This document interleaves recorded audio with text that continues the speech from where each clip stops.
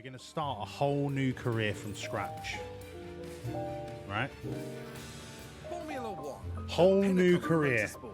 With a global audience and drama. And you're going to be here to see the birth of it. Race circuits around the world, waiting for the start of the fastest show on earth. Last year's regulation changes saw closer You're listening. on-track battles. Anyone Pay attention. expecting a smooth Pay attention. ride from the 2023 season is in for a shock.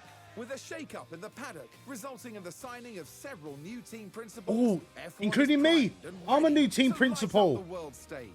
Team principals will already be talking tactics. Yep. Boosting the confidence Tactics. of their drivers, and Everything ensuring like that. the pit crews make those box Strategy. as tight as possible. You know, like, With a new era of go racing now faster. well underway, more teams than It's- ever it's will be easy. vying for points, podiums, and You a win chance at titles the by going championship. faster, right? This is Formula One. This is Formula One. Right. Let's win some Red Bull fucking took the F1 world by storm in races. Let's do some good 2022, defending their drivers' driving. championship title and I need to bringing change the home title, don't I? Constructors' Championship for the first time since 2013. The new season will see the continuation of Dream Team, Max Verstappen and Sergio Perez. I mean, we are They're absolutely flying high on the absolutely back going to of be their Williams. success, but they I mean, can't afford to I didn't rest buy on all their this to be laurels Red Bull. if they want to dominate 2023 in the way they did last year. Title.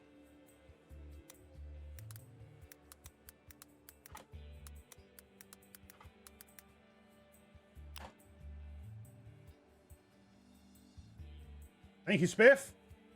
Right, let me just tighten this bracelet up. Get me nut in. So.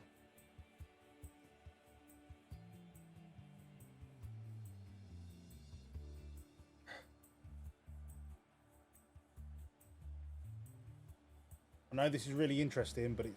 I'm sorry, my OCD won't let me. Right, better. Drive and drive. Don't drive and drive. Oh, fuck's sake.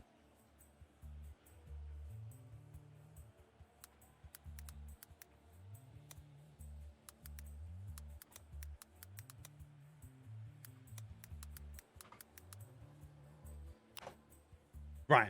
I've supposedly fixed it.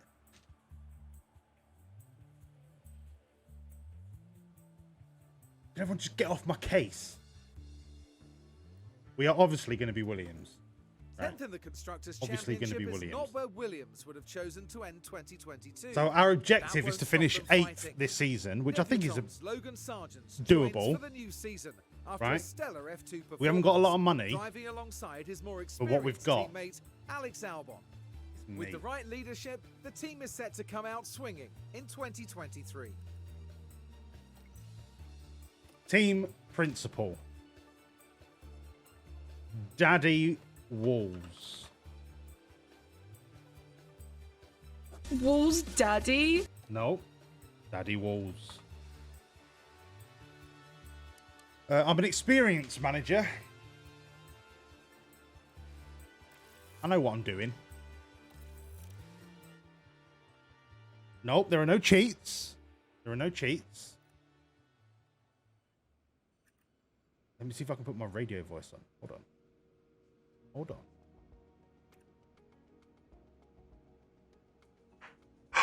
Do I sound like I'm like on the radio as part of the pit crew? What do I sound like? Hello. Oh yeah. Pit stop. Box. Alex. Box. Right, got that sorted. Right, now we're on the radio. Yes. What's next?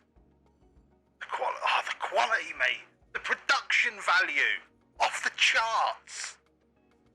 I'm on the fucking team radio, innit? Alex, box. Yeah, there we go. Right, we might get to a race at some point. Right. First things first. Before we do anything, we have to terminate the contract of Logan Sargent. Right? He's fucking dog pap. End of discussion. The guy came fourth in F2 like 2 years ago. He is shit. Logan, you're driving the wrong way. Logan, over. Logan's getting sacked. Logan's getting sacked right fucking now, mate. The question is, will Oscar Piastri join me this season? I want Oscar Piastri.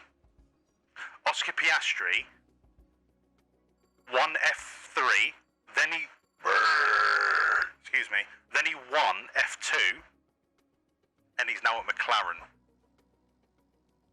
The question is, will he join me straight off the bat?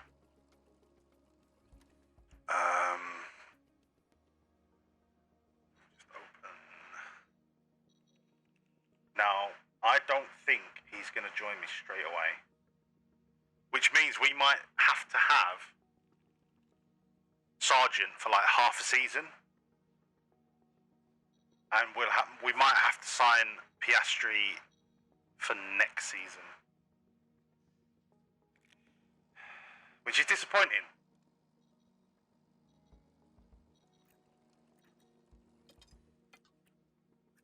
Filter. Who's available for negotiation? Fuck! Theo Pourchaire, absolutely no contest. He's going to come in as reserve driver. But because I can't see his contract, I'm not too sure what he's on. So I'm going to scout him for 10 days. I think I can see his contract after 10 days.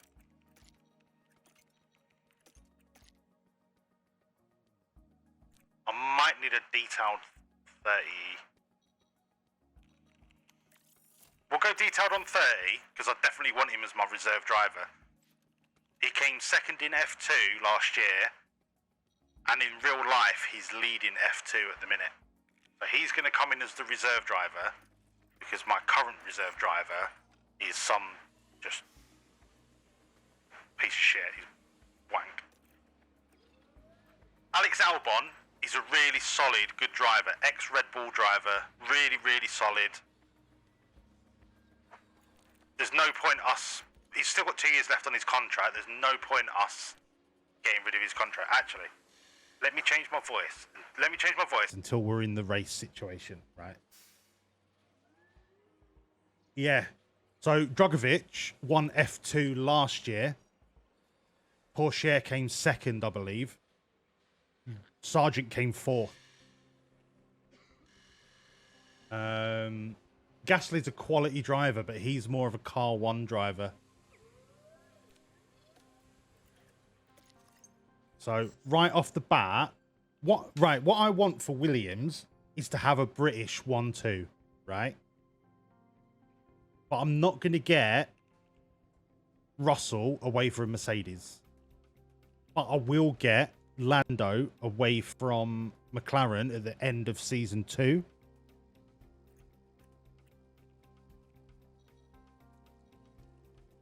So what I want is Piastri, who I think is the best young driver, apart from Theo Pourchaire, the best young driver on my number 2 car.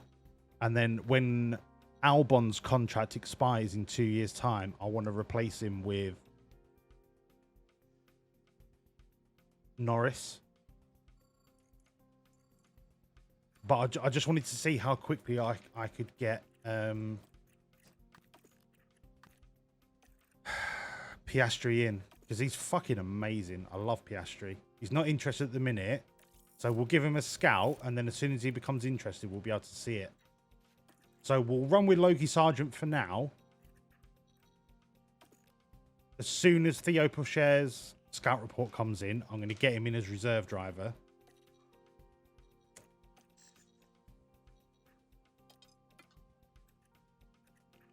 Technical chief, Dan Fallows. And the guy at Ferrari, I believe, leaves Ferrari at the end of the season. So I'm going to bookmark him. Head of Aero, Dirk de Beer. And Ian Grieg. Race engineers. Ben Mitchell, Mark Slade. like Aston Martin have got a high quality staff roster on season 1. Sporting director. The sporting director's not that bad. But Alan Permain from Alpine is different gravy. Different gravy. So I'm not going to do any firing and hiring now because we need the money. That's more of an end of season thing. But as long as they're on our shortlist, we can get them. The most important thing is to get the driver sorted. So those scout reports are away. First day, thank you. The cars. So if we look at the cars, our closest rival above us is Haas. And if we compare cars, so our number 1 car against their number 1 car, you can see your attributes. It's a very boiled down version, but it gives you an idea. So we're not too bad with top speed. We're a pretty fast car. But we've got shit acceleration. So out of corners, we're just absolute dog shit. And our DRS is middle of the road. So if you're a second behind the car in front of you at certain parts of the circuit, you can open your rear wing and it lets you go flat out, like proper fast for a certain section of the track. And that can be really handy. There's loads of decent drivers in F2, mate. There really are.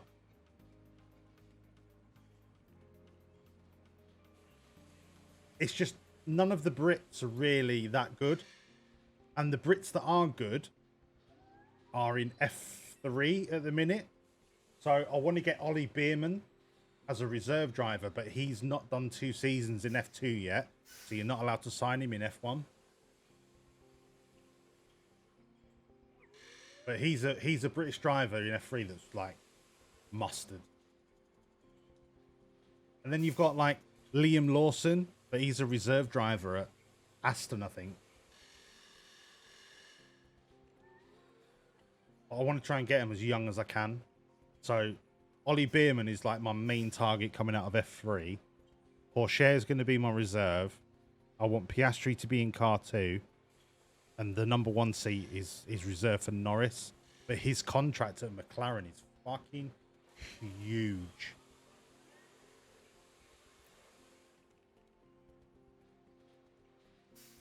Our low and medium speed is pretty poo. High speed, not too bad. Calling, no one cares about calling. Fuck calling. We've got 19 mil to spend. So the first thing I want to improve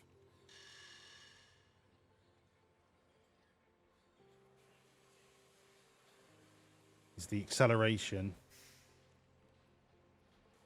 and the low and medium speed around corners.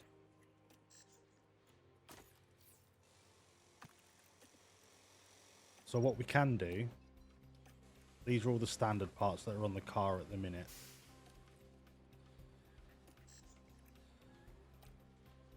Is we can design a new part.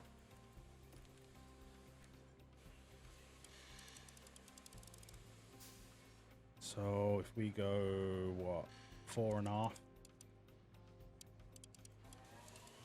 Oh, 3.5.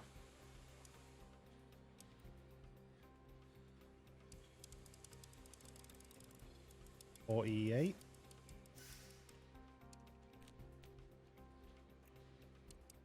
And we can see how much it goes up by compared to other cars on the grid.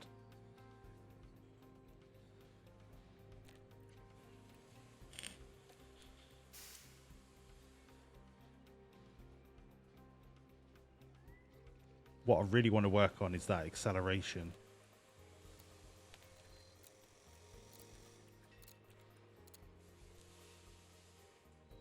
It gives us +4.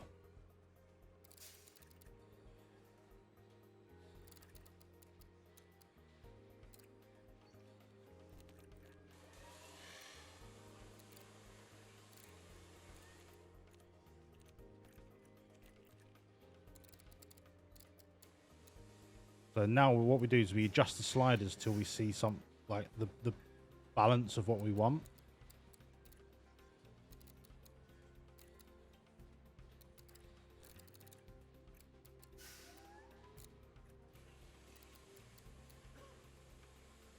Bloody hell, +6 high speed. Will we just go on this occasion? That would make us the 3rd fastest high speed cornering car. It'll move us up to 13th in acceleration and 7th in top speed.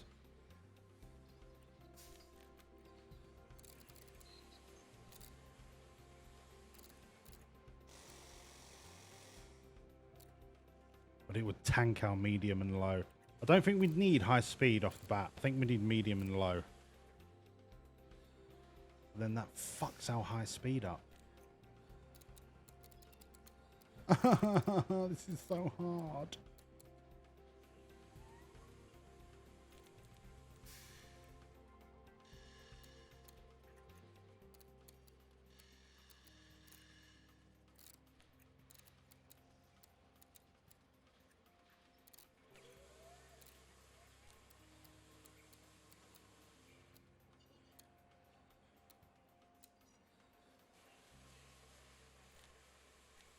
Okay, so acceleration is pretty fucking important for us at the minute because we're at the that's our worst statistic.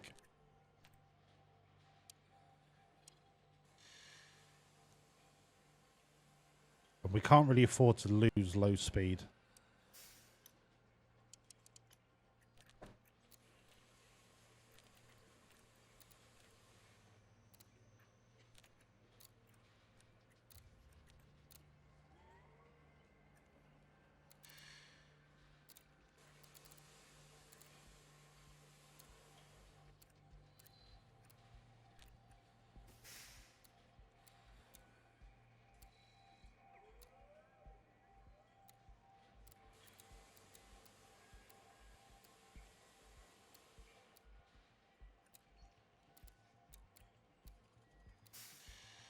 Okay, so +4 on the acceleration, +2 on low speed, +2 on top speed. That's a pretty good trade-off.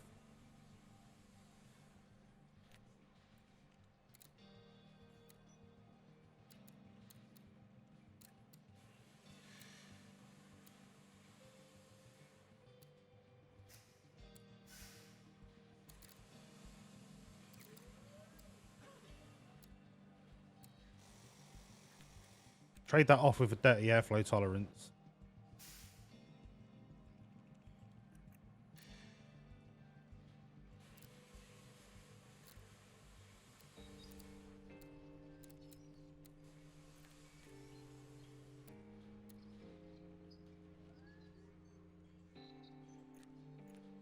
I'm going to go with that as our first design on the new underfloor.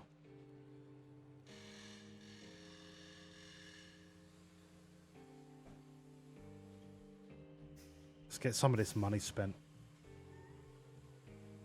That acceleration is going to hurt us out of corners more than dirty air will. So that'll take 43 days. So it won't be ready until Baku.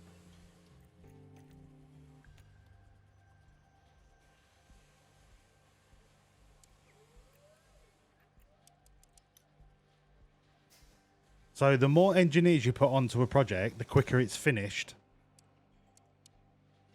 But you don't carry forward the knowledge. So the fewer engineers, you get more knowledge carried forward, but you have to wait for it. So it's trying to find that trade-off.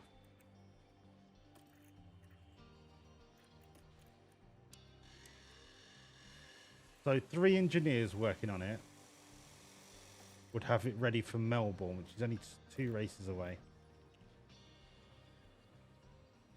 But that would be a massive boost to our acceleration.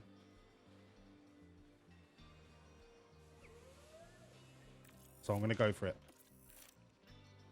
I've got 3 more slots for stuff that I can design.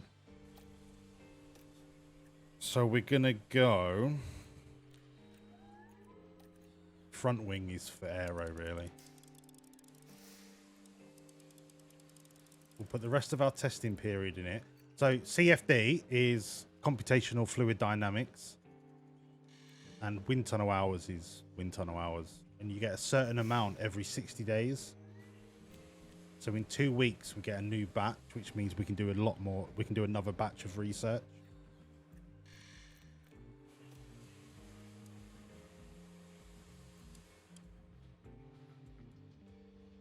So we really need to bring down the low and medium speed. Acceleration doesn't really seem to be affected by this at the minute. Put it all at the bottom and see what we can do.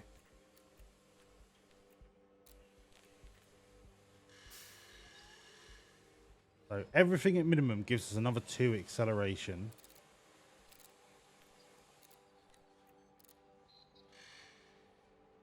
Two on low speed. Okay. We're going to fuck off brake cooling because, you know, fuck that.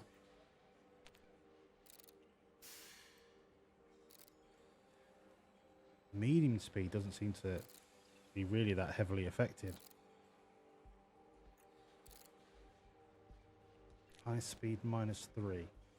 So on this one, we get another 2 in acceleration, 4 in low speed. That would take us up to 9th, plus the 2 that we got from the underfloor takes us to 7th. That's really good. And the dirty air tolerance, that compensates. But we lose the high speed. Okay. Nope. I can balance that out.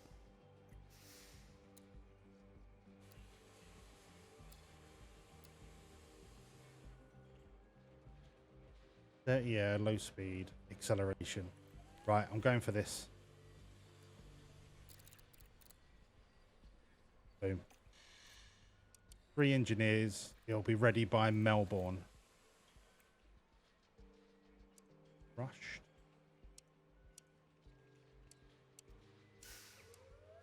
Nah. We'll stick with it. We'll stick with this for now. Underfloor, front wing. Caprito, that's what the rear wing is going to be for. I'm going to get maximum downforce out of the rear wing.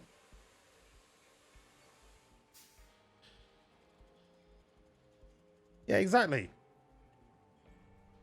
If your brakes catch fire, just drive faster. Oh fuck! I've used up all my wind tunnel hours. So I can do research, but without wind tunnel and CFD, it's probably not worth it. So we'll wait for the next round. We'll wait for the next round of testing, which is in 14 days, and we'll do the rear wing and the side pods. Because the side pods are massive on the cornering speed. The rear wing's great for downforce. The chassis, I'll probably do that on the 3rd batch. So that's that done, right? We've got our first 2 pieces going. I'm happy with that. We've got our scouting going. I'm happy with that. Facilities. Now you've got the facilities that build the car. But these are fucking expensive to upgrade. They're all like 6 to 12 million. You've got the staff facilities. Now a lot of this improves their development rate. And the morale of the staff. Not too bothered about them at the minute. The race simulator is quite a good one because it develops the drivers. But Albon's old or older, and he's going to be leaving in 2 years, so I'm not that bothered. And Sergeant, we're going to get rid of as soon as we can. So the simulator can probably wait. Now these ones improve the attractiveness of your team to staff and drivers.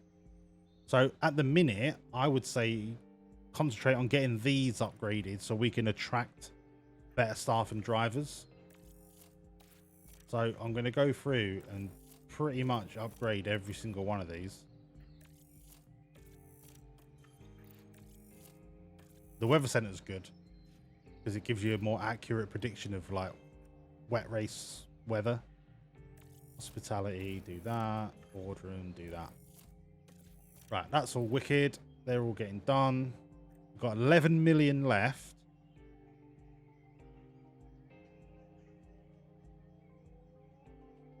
Kind of want to keep that for the development in 14 days. So, facilities. No, we're not competitive enough to worry about the facilities yet.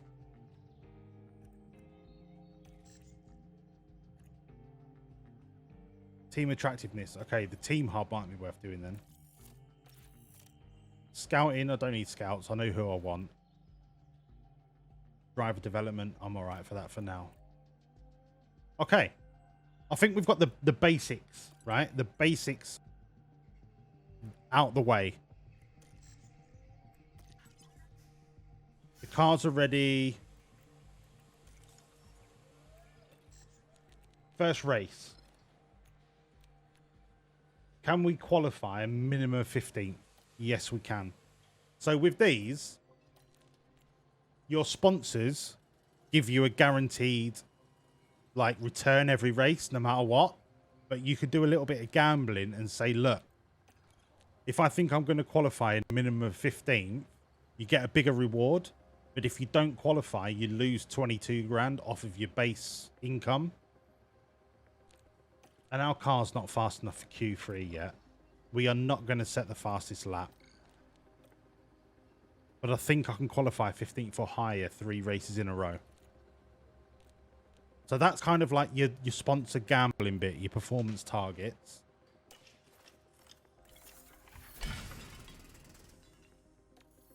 Level 1's done. Let's get level 2 done.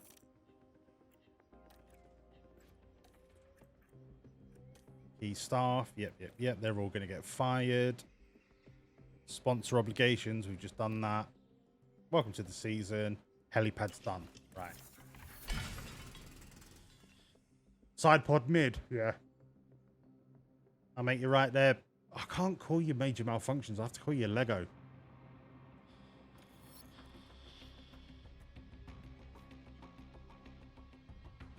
So that's another 5% on team attractiveness. I want to get my attractiveness up as soon as possible so I can try and get Piastri in. Does he want to join yet?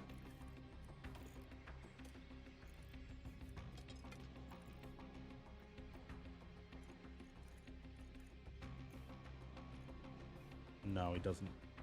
Fuck! Right. A little bit more upgrading and hopefully he'll want to join.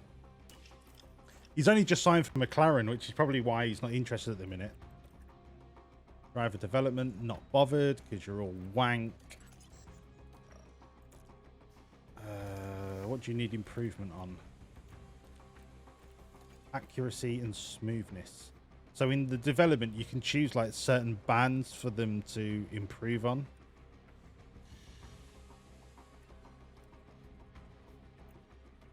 I want his smoothness to come up and his accuracy. Wet track, really? I mean, all right. Logan, it don't really matter. He's not going to be here. Smoothness, overtaking. Smoothness and overtaking. And Luke DuPont, you're absolutely pointless.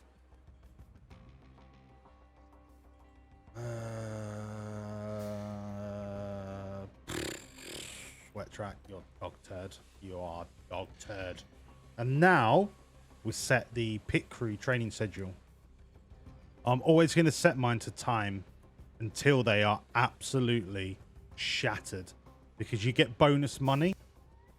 There's the DHL pit stop like championship, and the fastest pit stop gets points in like a separate table, and if you come top you get 10 million at the end of the season. And that is something that even if we are shit on the track, we can be wicked at in the pit stops. You've just got to make sure your pit crew don't get absolutely knackered doing it though. So you've just got to find the balance between the chance of the mistakes coming up and the improvement in the pit time, which is you can see here. So 0.71 is the lowest. So we'll work on the wheel gun, plus 0.71 chance of a mistake, but we get 16 tenths of a second off the pit time. 2.51 is abysmal. We're not going to win anything with that, so we've got to keep working on pit stop time. So that's that done. Forget the staff. They're all getting sacked. Bahrain. Oh, if I remember rightly, Bahrain is a poo circuit. Yeah, it's Red Bull. Welcome to Sakir. It's Red Bull, and then if you could, Doesn't it feel good to be like back? halfway through a season, you can start to beat Red Bull in pit Every stops, team and driver but comes in your with the same pit goal. crew becomes so tired that That's for the end you of the can make season. more But mistakes. now they have to prepare to fight for F1 glory. Bahrain is known for high tyre degradation, as the asphalt here is so abrasive. The It's drivers are hot. facing many low Your tires are going to overheat the entire time. Now, some people don't like doing the practice. I do, because the AI, when they do the practice, you don't get maximum like driver satisfaction, and I want to maximize our chances of everything. So it's a standard race, 3 practices, 3 qualies, and then the race. So because Albon, because I don't care about Sargent, actually no, I haven't got Porsche yet, but that on P1 you can bring your reserve driver in to get experience, and he passes on like all of the benefits to the driver that comes in next. So I'm going to send them out on hards. I'm going to put them out for a little longer, and I'll tell you why in a sec. So practice is an hour-long session. You send them out, right? And then after about 15 to 20 laps, the drivers give you 5 feedback options, and that tells you how to balance the car. If you leave that to the AI, the driver preparation is like 50% at best. But I've managed to get it up to like 98% by just tweaking some sliders. So I'll show you what I mean. So I like to manage the practices. I just like min-maxing.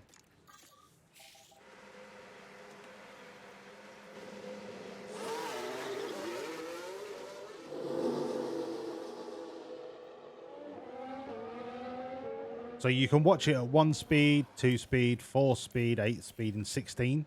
So for practice, I just watch it at 16. But if you look in the top right corner of each of the drivers, it says set out feedback out of 5. So every 5 laps or so, you'll get 1 bar of feedback. When they've got all 5, they'll tell you if the car is good or shit. And then you call them in, and then you can tweak some sliders. What they also need to do is this book thing tells them how comfortable they are with the components fitted to the car. So every time you install a new component, that reduces their comfort with the car, and they have to relearn, like, to get back to 100% with it. And then this one is how well they know the track. So after 3 practice sessions, ideally that should be like 100%. But again, the AI, if they were to do it, the track knowledge is like 40%. Oh shit, hold on. Radio voice.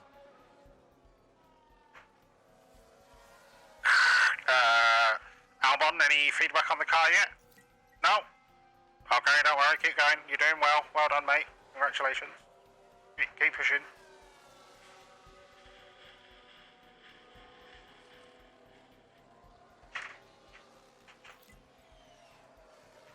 So you can see, like, Albon's up to 3 out of 5 now.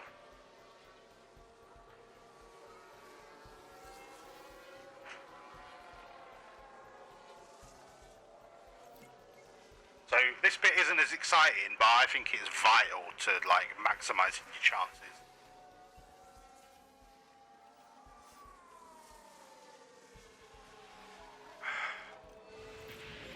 Sonoda's This one spun is out on the involving practice. Yuki Tsunoda, and the controls lost. And there'll be words had after this, I'm sure. Yeah, fuck Sonoda.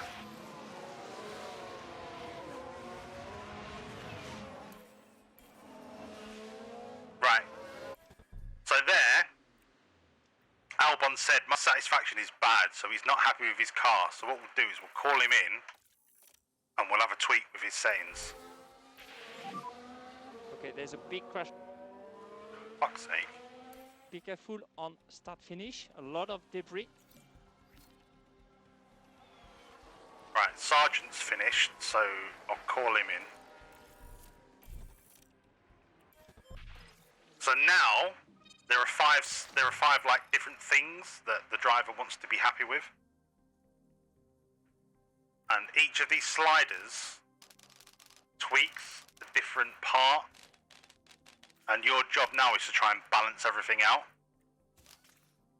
So normally what I do is I set it to that, which is maximum speed, strongest, like stiffest anti-roll, and then the tyres are set to 0 and the minimum. And then from here you get an idea of what he needs. So most importantly, the straights are an issue. So when you go over each slider, you get blue bars over the words here. So you get an idea of what to tweak.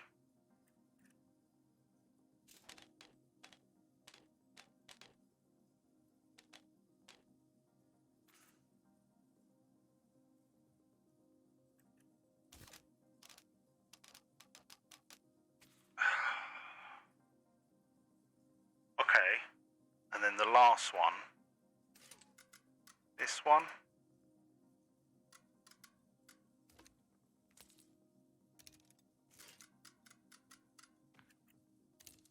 Right, so I think the anti-roll needs to come up a bit.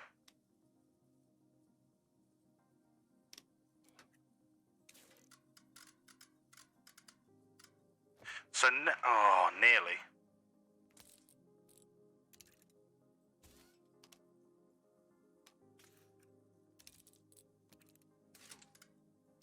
Okay, so now, each of the white sliders is inside, like the target area, which should be an improvement on the last setup. So you send them out for another set of 20 laps and they'll give you more feedback.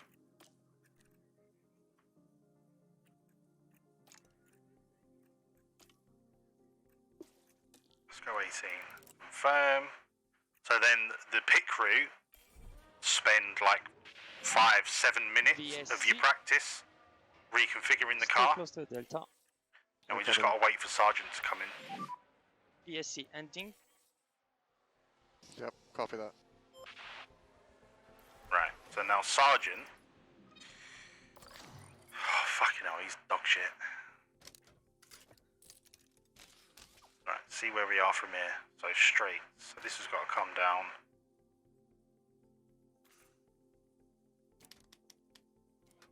So with that, all I've done is I've put it to my default preference, which is 2 max, 3 min, and I've only moved 2 sliders, and we've got them in the target areas.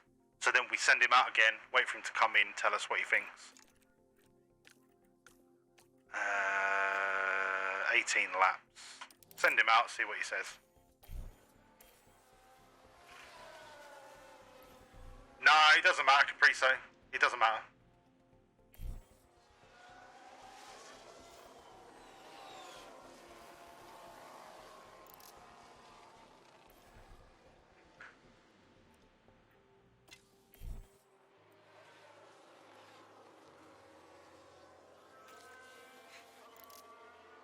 Tyre compounds only matter for qualifying and races. Because you have to use a minimum of 2 soft compounds, unless it's a wet race, in which case there are no tyre restrictions. But we'll come to that if and when we get rain.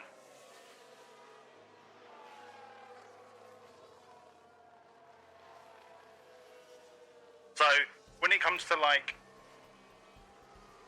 streaming this, the practice is never like the fun part. But I just couldn't live with myself if I didn't do it, because you end up with shit driver confidence when you go into a race, and that means they're more likely to crash.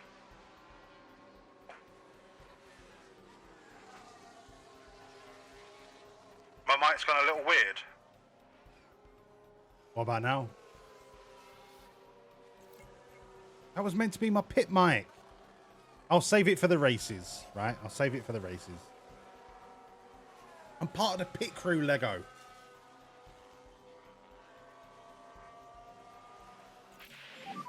Okay, so the satisfaction is now good. It was bad, but we're going to call him in. Copy. What we're looking for is optimal.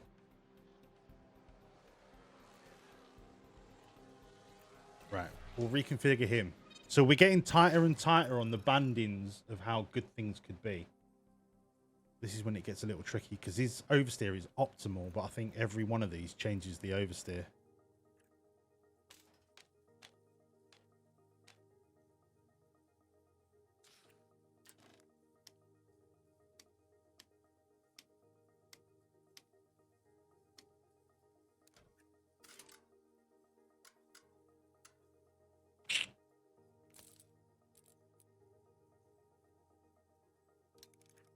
That's pretty good, but the oversteer is going to fuck me.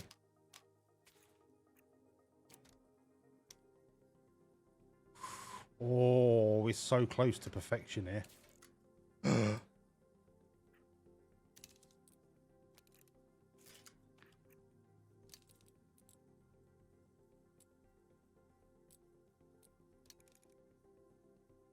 That might be worth a run out.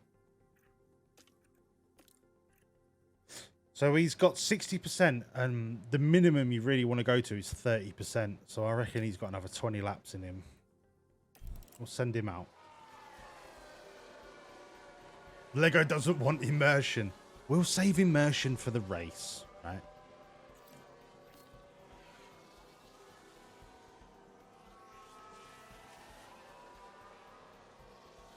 In practice, you're not really that arsed about lap times. Oh, is it worth sending him out? There's only 5 minutes left.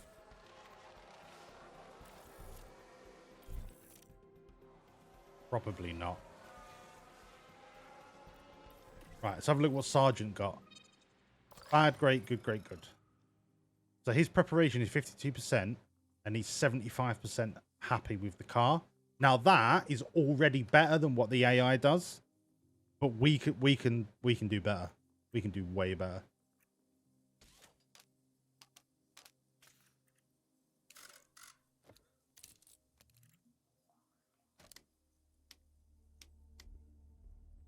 So I don't really want to touch anti-roll, because traction is quite a finicky one, and that's already great. So it's going to be the top two. It's going to be the angles of the wing that we need to control for cornering, straights, and oversteer.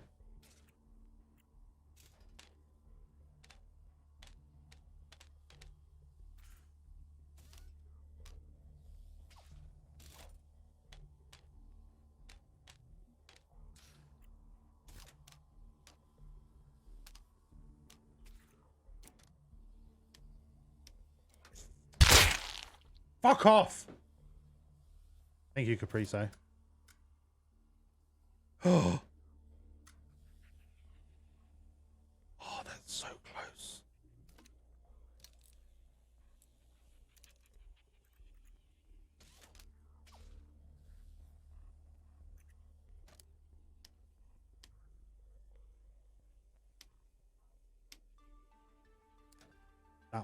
That might be as good as we're going to get it.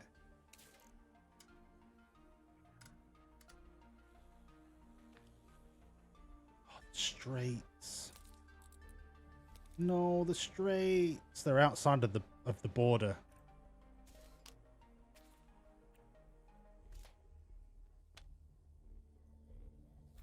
Hang on. Hang on. Hang on. Hang on.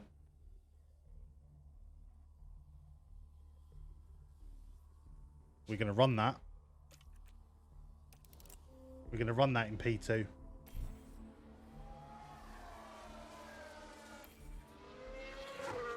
Oh, don't break your car, Albon. It's the first fucking practice. think he's all right.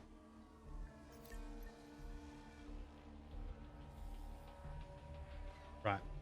P1. P1's done. That's a good P1. Okay, check a flag. We're pretty much one run away from nailing on the setups. And then what you do is you put them on hards and just give them lap times to get the track acclimatization up. The lap like times mean absolutely nothing.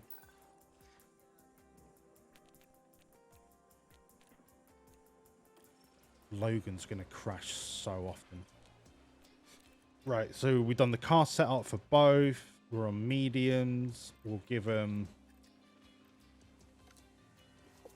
18 laps.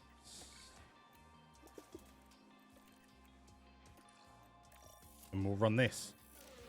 I might like any setup, car setup that's 85% or higher is pretty much on the money. The highest I've had is a 98%. But I'm yet to get 100.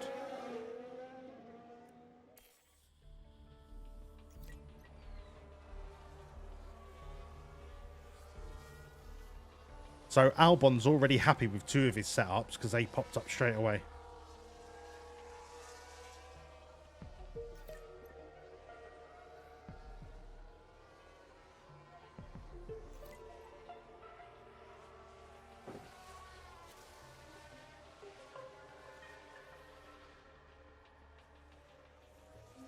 If you've got any questions about any like part of the game that you don't understand, just let me know.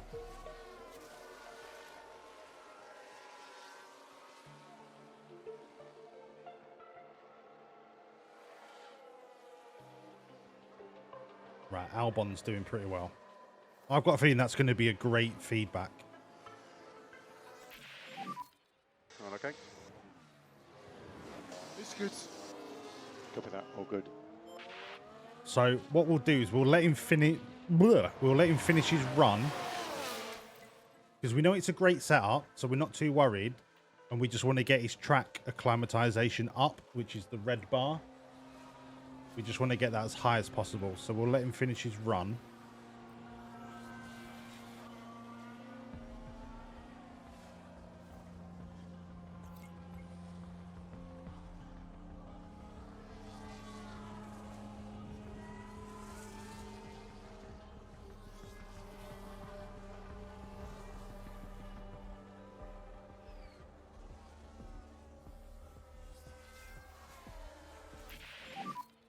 Sargent's is great as well. That's a wicked Quite result. happy at the moment. First run in P2 and both setups are great is like we're on the money. So we'll let them finish the run, head to the garage, and we'll set them up for the next run. Oh, oh shit, you can't see it. Hold on.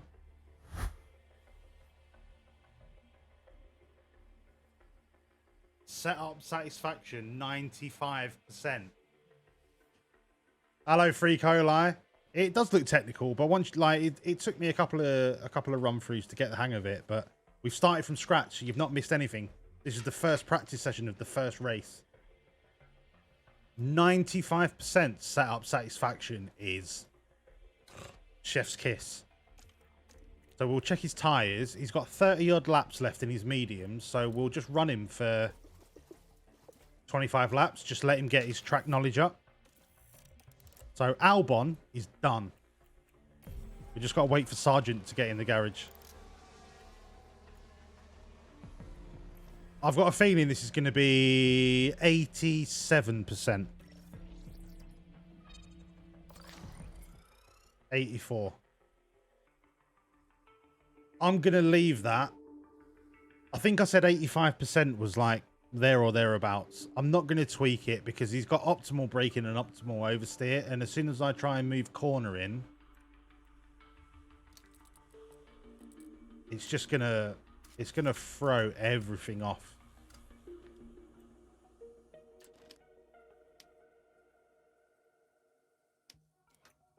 He's going to want corner in there somewhere. Can I bring traction back? And the good thing is, you can have a play about. You can just click revert. and it goes back to like the last most satisfied setup. So it's quite forgiving. So essentially, because that's only good and it's to the left of center on cornering, it gives you an idea that he wants it more to the right and he wants traction more to the left. Now, it is technically possible to do it, but you have to, like, it's so minute, the changes you have to make. You end up getting, like, you could spend 45 minutes doing this, and I think 84% is perfectly acceptable.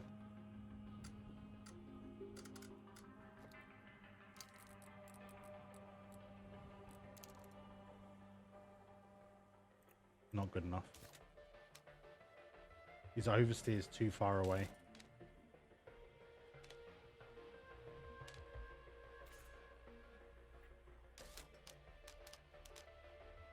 And then before long, like, everything's out of sync and you've got to start again. And it's like, is it really worth it? You've got 2 optimals and a great. I think that's...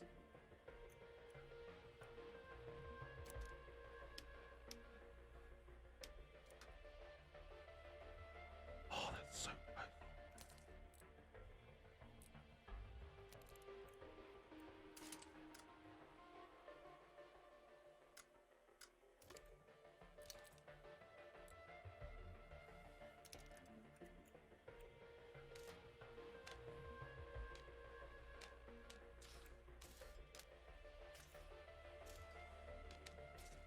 Oh, I thought I had it then.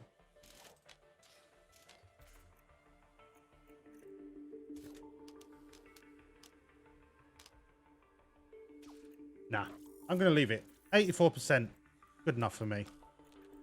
He's on mediums. Give him another 20 laps. Let him get his track knowledge up. Send them both out. They'll be fine with that. 95 and 84 is twice as good as the AI would get you.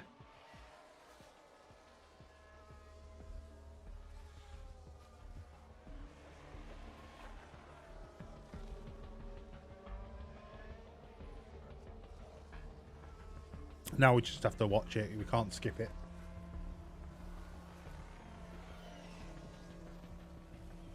But the difference, like, during a race, the difference in confidence between doing this manually and letting the AI do it is a driver that is on, like, medium to low confidence and a driver that is on medium to high confidence.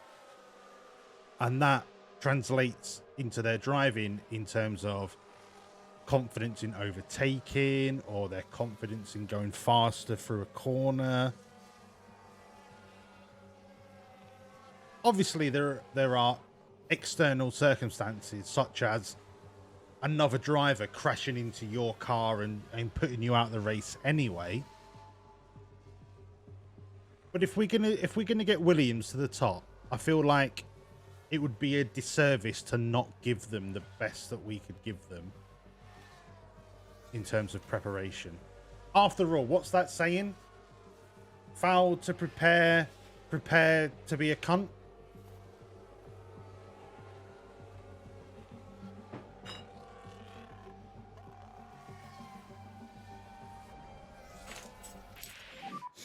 Please confirm what the tires are. Yeah, his tyres are knackered, so Copy. once they've reached 30%, you get a warning. They're pretty much knackered. Now, I've seen some drivers go down to like 10%, but they are driving slow as fuck. So we won't risk anything. We'll call him in. There's only 2 minutes left of the session.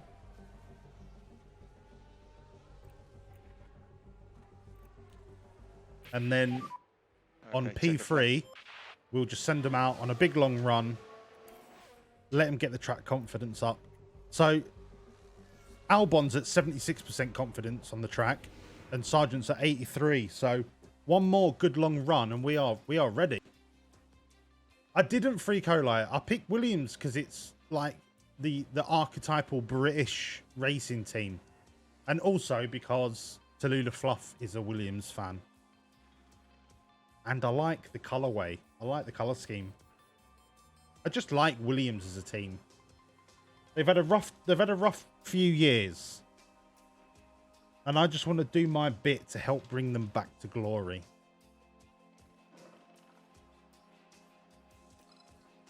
Right, one more practice run. There's no rain due. Hards are locked up. So we've got mediums for... Let's go 28 laps.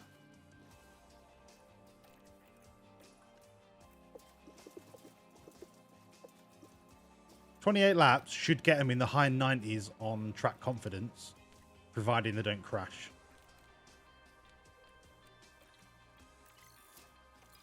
And then we'll be ready for quali. We'll be ready for the Bahrain quali. And when I do the race, I'll be watching the race in 1x speed. Nah, mate. Not having McLaren.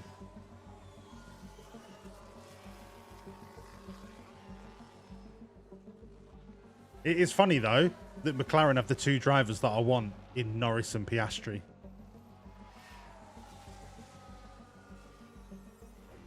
Oh, mate. If it's a wet race, that brings a little bit more tactic into it.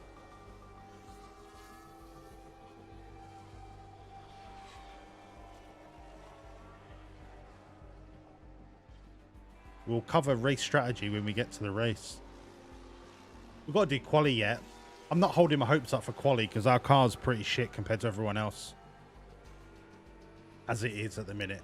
There's no upgrades on it yet.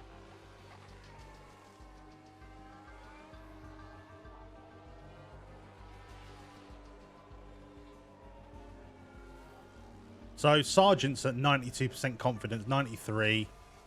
By the end of this run, on 100%, I'll call him in. Then I haven't got to use up any more parts. And I'll get to parts when we get to quali.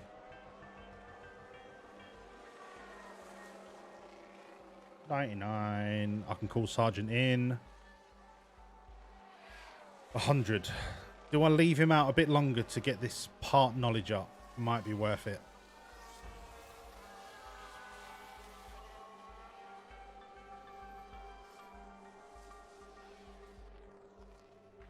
I'll let them finish this run. I'm going to put it on 1x. On map view. I'm going to BRB. 2 secs. I'm just going to nip for a wee BRB.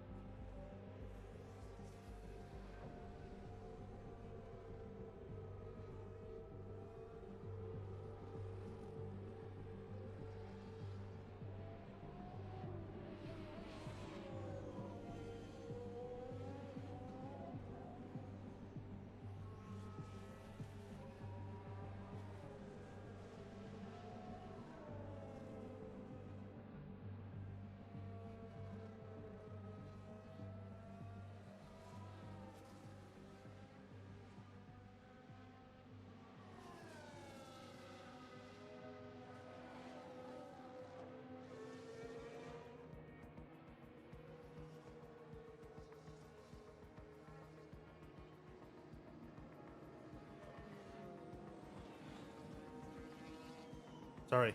I may have slipped and fell and made a tequila.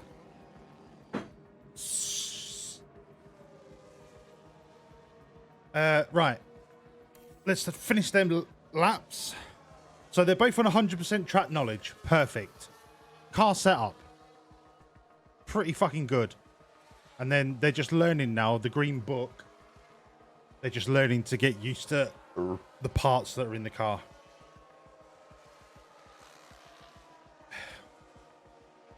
And then we're into quali.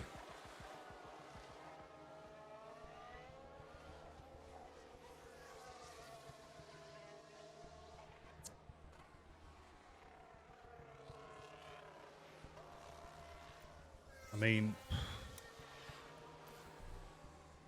there's 14 minutes left. We could throw him out on a. Should we see if we can get the right? This is a risk, and there's absolutely no reason to do this whatsoever. Do we want to try and get the fastest lap on practice? Absolutely no reason to do it. You don't get any points or any money, but it's a bit of a flex.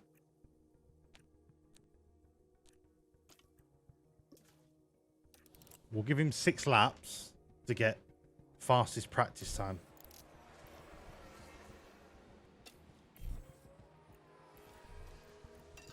Attack, push, deploy.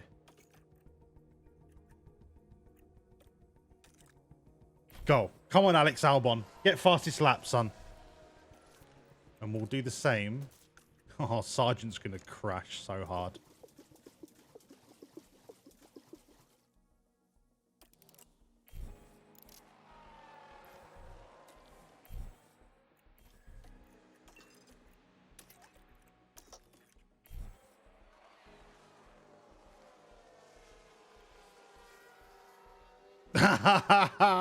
Albon gets fastest lap because nobody else is trying.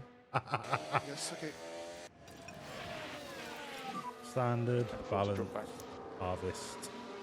Yes. He's setting a PB here. I don't think he's going to finish top. He might finish second. We go watch what he's doing.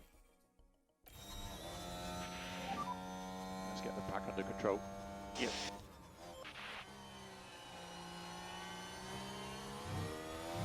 Come on, Sergeant. Set that fastest lap.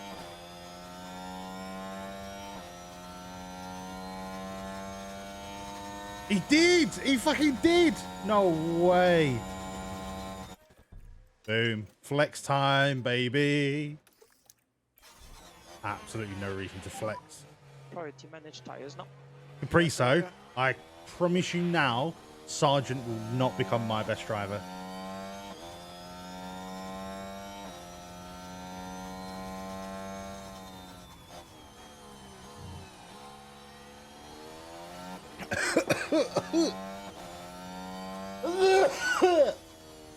A little chunk of ice.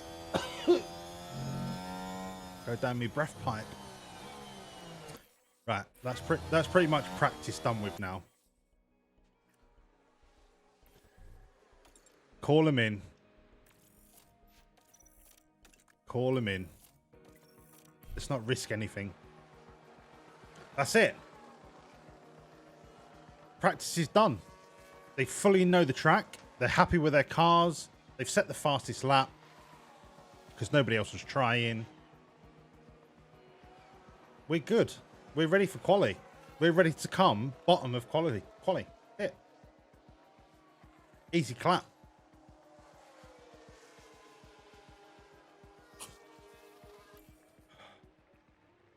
So we've got what? We've got 2 more races after this one until our new parts are ready. Well, we still have to make them, but until the design is ready. And that will be a massive boost to our acceleration, which is so key. Logan with the fastest lap. You're still shit, mate. You're still getting sacked. 92% driver happiness. Come on. Are we going to get points here? Let's hope the teams took full advantage. We're going to get points. Right, partly cloudy, so there's no rain, so we're just going to go straight on the softs. Straight in for quali. I'm going to set a bog standard, like, outlap. We'll ride with Sergeant. We'll fast forward it until it's his fast lap. So you have an out lap, and then you cross the line for your fast lap, and then you get one more lap to come back into the pits. Let's try and get these brakes fired up again. Now, the rubber on the track is low. The grip is normal. So these are not going to be fast times.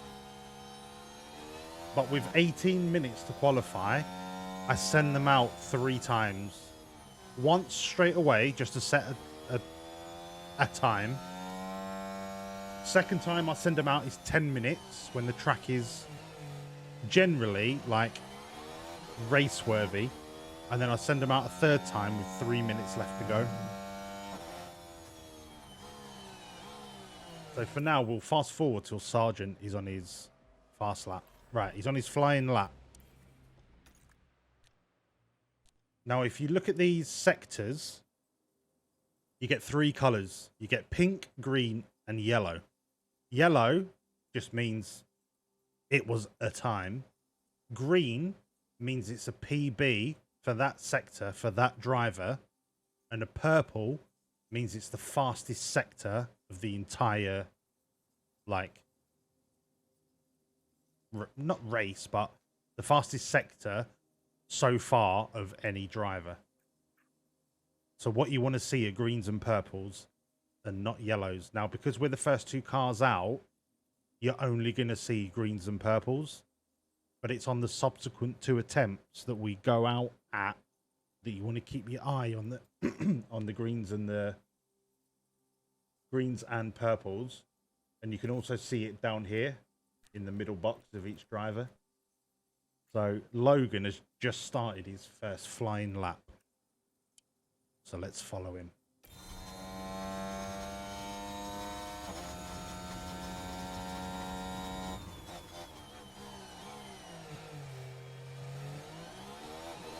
Look how wicked this new camera is, by the way.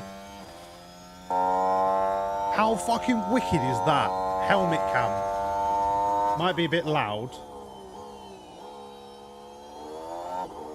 But this camera, I don't think, was in last year's version. I'm still blown away by the quality of graphics on this game. Considering it's not like EA F1, it's a completely independent title.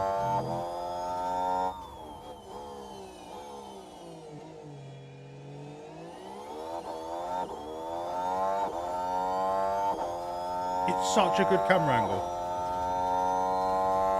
It's just a bit loud, I think.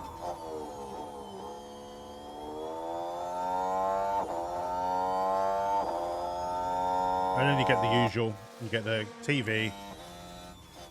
Standard one behind the driver. Rear wing. Tight nose. Shit hot camera.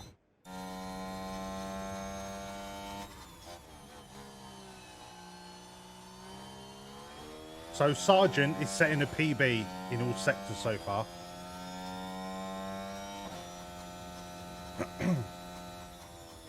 So he's in Q1 because he was the first driver basically to qualify. Albon was faster than Sergeant, which is to be expected. Copy. So now we fast forward and we wait until the counter in the top left is about 10 minutes. So all we're doing is refueling, same tyres.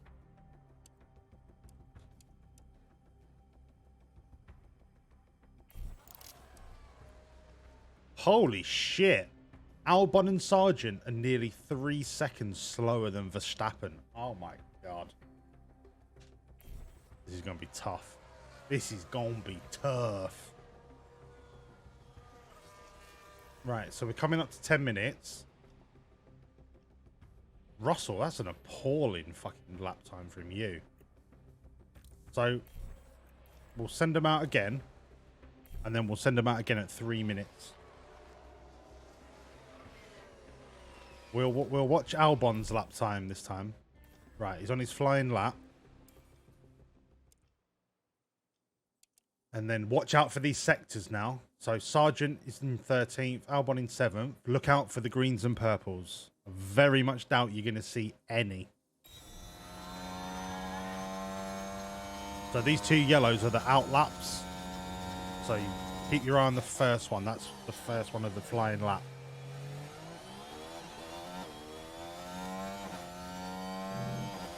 Sargent, PB, first sector. Holy shit.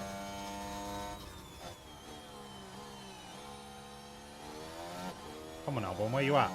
Come on, Albon. Green, so that's a PB, first sector. Nice.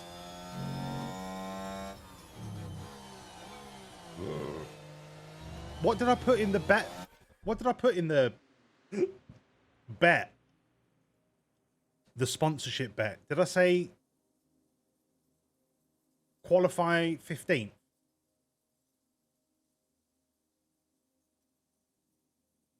I said that they would at least finish. No, they would qualify for the race 15th or above. So as long as one of my drivers does Q1, that bet is paid.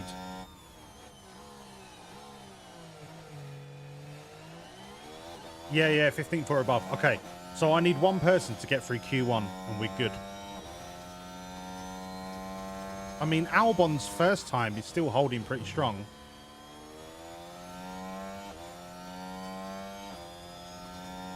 Sargent set a PB in second sector. Albon set a PB. Big strong finish, boys.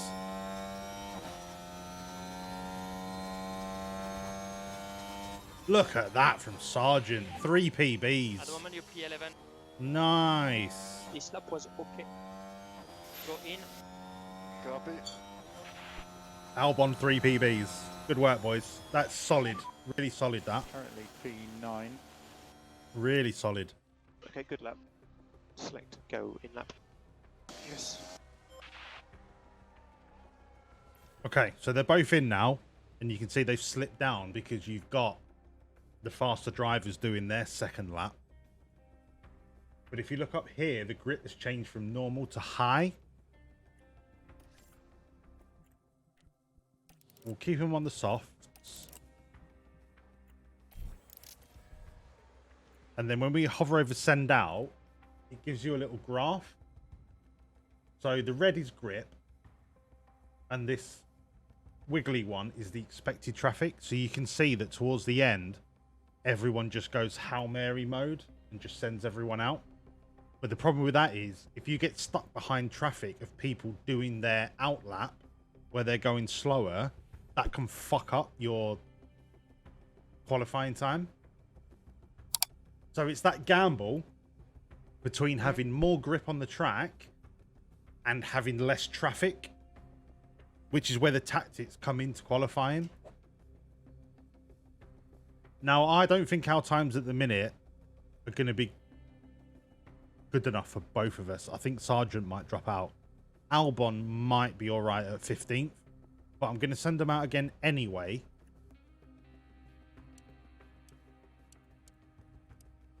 The lap time is 1:30. So if we say it takes nearly 2 minutes to do your out lap, I'm going to send them about 3 minutes left.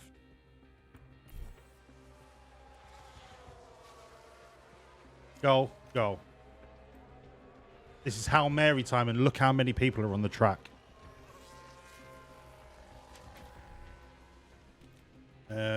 Who do you want to watch, Sargent or Albon? Let's watch Sargent. So he's just coming up to his flying lap now. Keep your eye on the sectors. Sargent there, Albon there.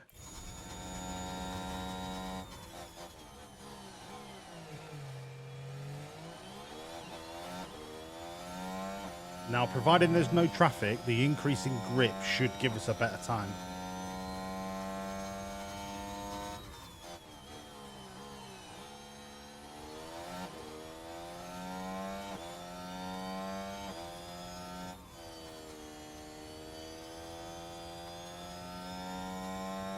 Sargent, Albon, both with PBs.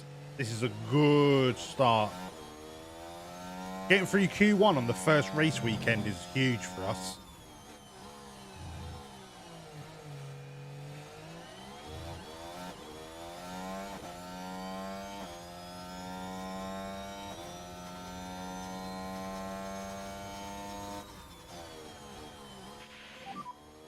Checkered flag.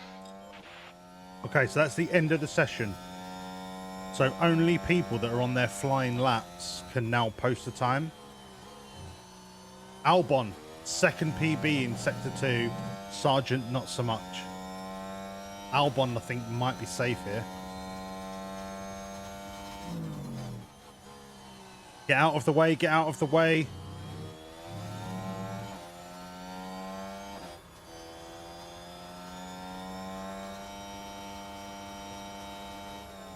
Oh, I don't think either of them improved.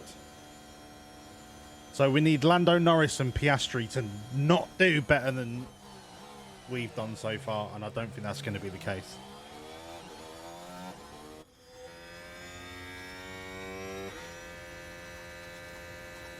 Right, Sargent's gone. Albon is safe unless Piastri pulls one out of his arse.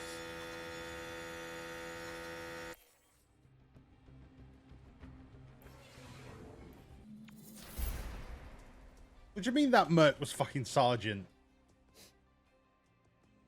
Sargent's gone. He's going to be gone in 6 weeks anyway. Albon's made it through. Albon's made it through. He ain't going to make it through again.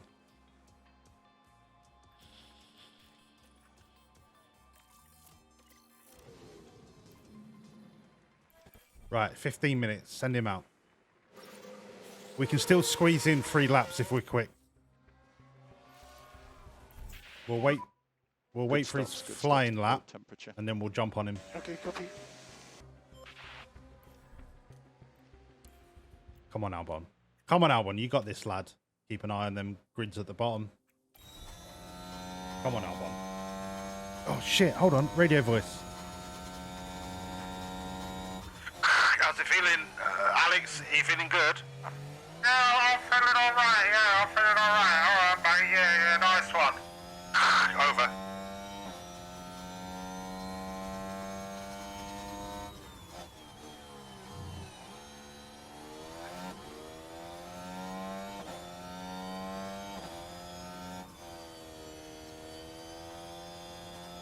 So the grips already sound just like him? Yeah, thanks mate, no, mate. I was born in Thailand, but I was raised in Brixton. Alright. Alright, Alex, thank you for your life story. So the grip's high, but the rubber is low.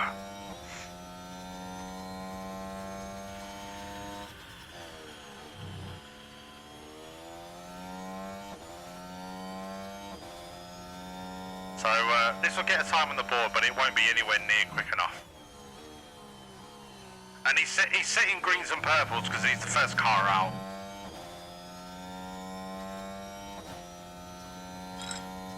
He actually grew up in Suffolk.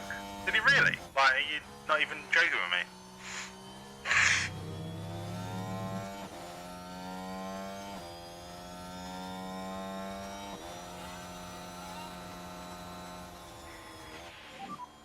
Okay, so just keep an eye on the delta. Just be. A 133 is not going to win this race. That's that run done. Okay. Right, we'll fast forward till he comes in, we'll refuel him, and then we'll send him straight back out. Oh, I might be cutting it close here. Fuck it. Send out.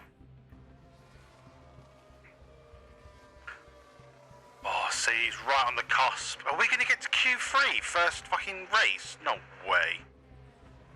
Come on, Alex. PB, second sector. PB, third sector. Yeah, that wasn't bad. Right, there is no way. There is no way on earth Lance Stroll is not going to go faster. Verstappen, no way he's not going to go faster. Norris, no way he's not going to go faster. We're going to end up 13th. Come on, get back in, get back in, get back in, get back in. send you out again.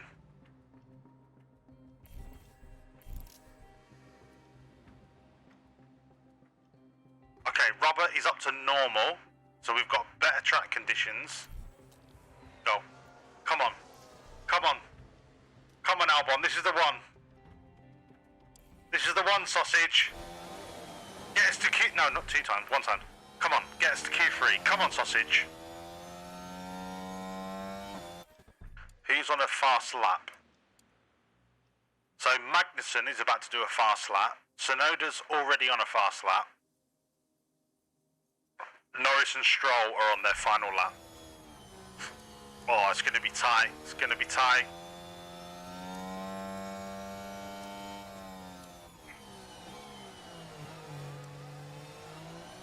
Come on, Albon. Right, this is your out lap. Let's fast forward. Flying lap. Last corner. Flying lap. Let's go. Come on, Albon. I'm going to push next lap. Come on, Albon. You can do it. You can do it. You can do it, Albon. Over.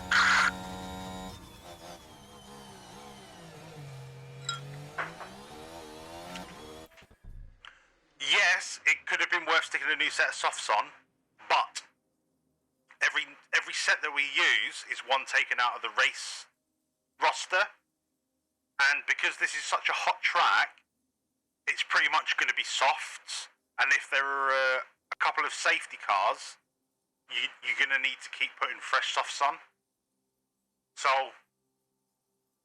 yes, I could have used a fresh set, but then you take a set out of the race roster.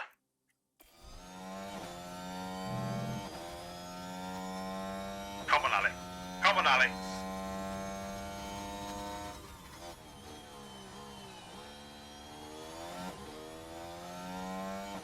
It's Bahrain. We're not going to need wet tyres.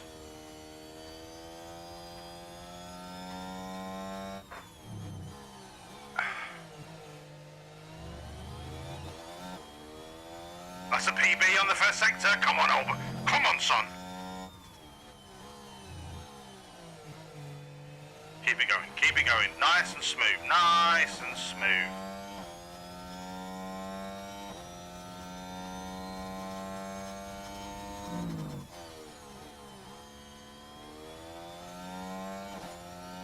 He's dropped out of the top 10. Okay, Alex, that's the flag. This is defo. What is Lawrence Stroll doing on a plus 3.5 second lap time? Right, that's a shit second sector, Alex. Come on, get your finger out, lad. Over.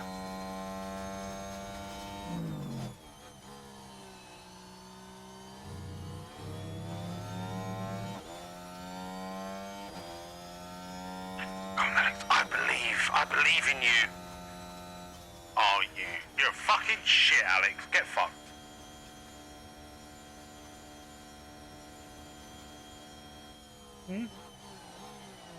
No, mate. No. No, mate.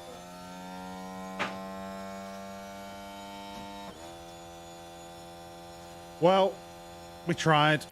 He got close. Here we've got a Oh, yellow 12th. flag. I mean, 12th ain't a bad starting place, to be fair. First race of the season. We've got a 12th and a 16th. We can work with this. I mean, saying Tension that, continues it's to build Bahrain. here. It's going to be a bit of a yawn fest. Right.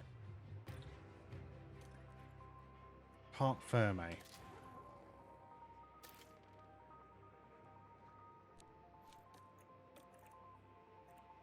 A 100.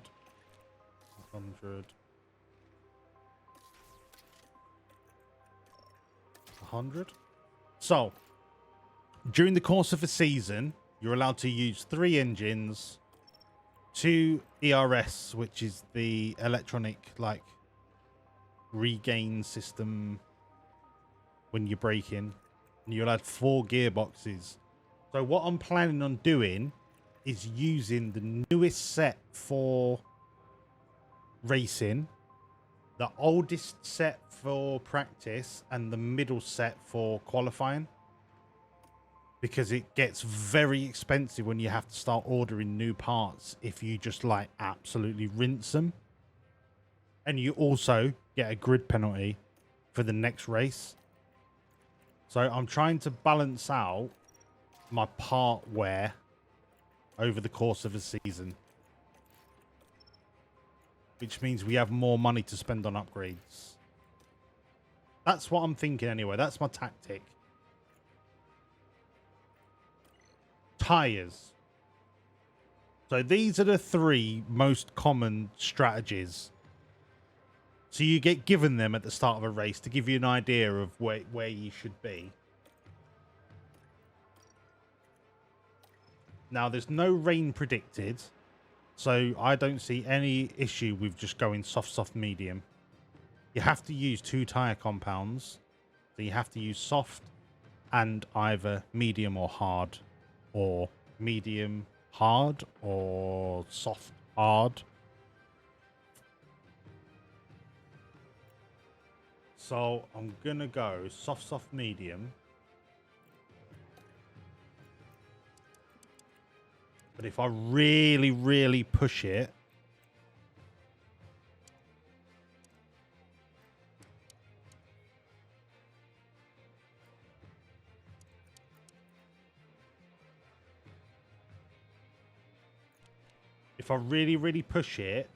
I could gain 11 seconds over the course of the race if I really push it.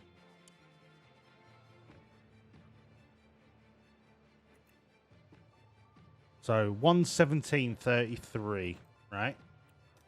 1:17:33. 1:17:33. Really push it.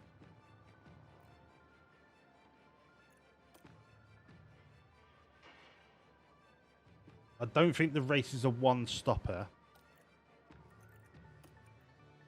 which would be a medium hard.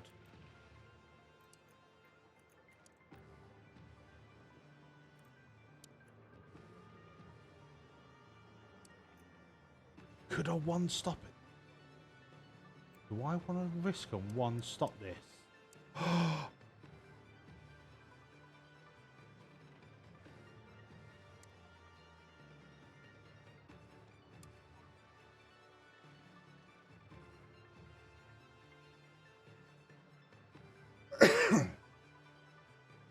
Okay, estimated race time. So this time here gives you an idea of how long it would take to run this race.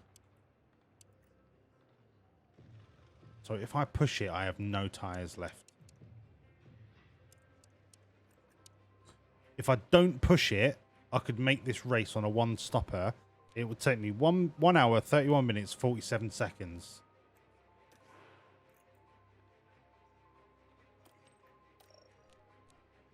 So this is a 1:31:27. This is a 1:31:47. So even though I'm only stopping once, the performance that I lose from running on really like borderline tires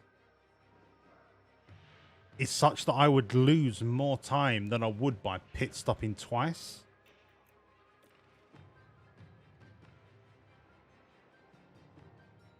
So I think the soft medium. The soft medium here also gives me a chance to push.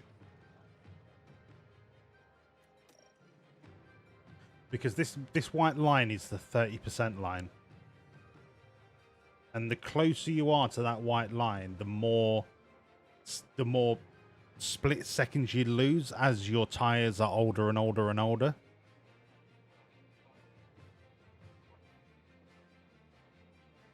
Let's do it. Let's go the two-stopper. Let's go the two-stopper push. Let's push hard. Let's push hard from the start. And hope for a safety car. Here in Sakir, the floodlights are on, and it's push from the start, hope for a safety car. That is the Williams way. And the reason I want a safety car is when the safety car comes out, you go really slow So you save on the tyre wear and you save on the fuel. And that means that you can push harder for longer on a single set of tyres. Right, let's get to it then.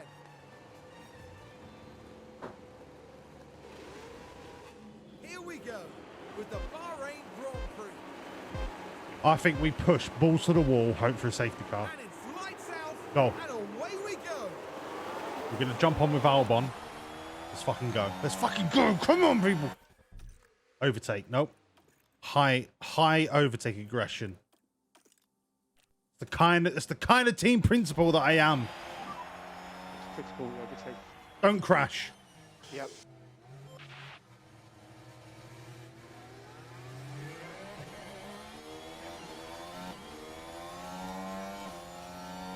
The Haas cars are going to be our closest competitors for points this season, I think. We need to be doing as good as, if not better than, Haas.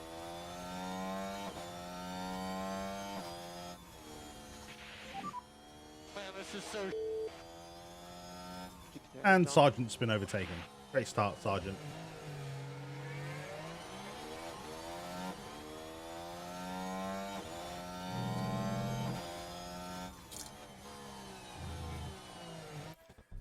Right.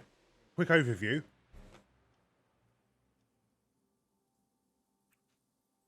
So you get 3 panels, which are your main like vehicle stat panels. You got your tires. That's temperature. When it goes to red, it means your tires are too hot. If your tires are too hot, you go slower, and also your tires wear down quicker than expected. Here's your fuel. That delta means if you continue at this pace for the full distance, you won't have enough fuel to finish the race. So the idea is you push really hard at the start and then you knock it back a level, like medium to late in the race, and you start to regain that fuel back. And this is DRS. So over the course of a single lap, you can charge your vehicle to a maximum of 2 megajoules, something joules. But you're allowed to use up to 4. So if you keep pushing really hard, you're going to drain your battery, and it's going to take you 2 full laps to get your battery back up to 100%. So you tend to use that battery very sparingly when you're in like overtaking maneuvers.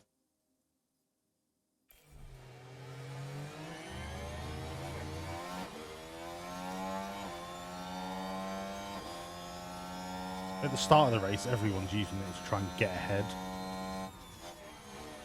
But DRS doesn't kick in till lap 3, which is when you get the overtaking advantage if you're a second behind the car in front.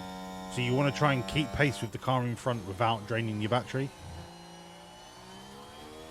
because it's good to flick the battery on once you've overtaken them to help you pull away.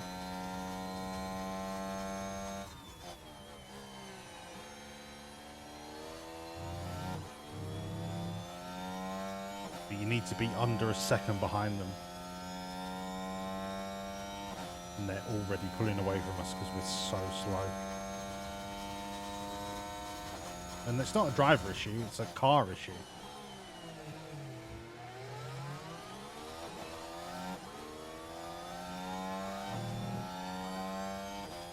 Sergeant could just do what he fucking likes. I don't give a shit. As long as you don't break my car. So these tyres are already getting pretty hot. But that gap between the white line and the top of the red bar, that gives us a little bit of breathing room as to how aggressive we can be and how hard we can push the tyres.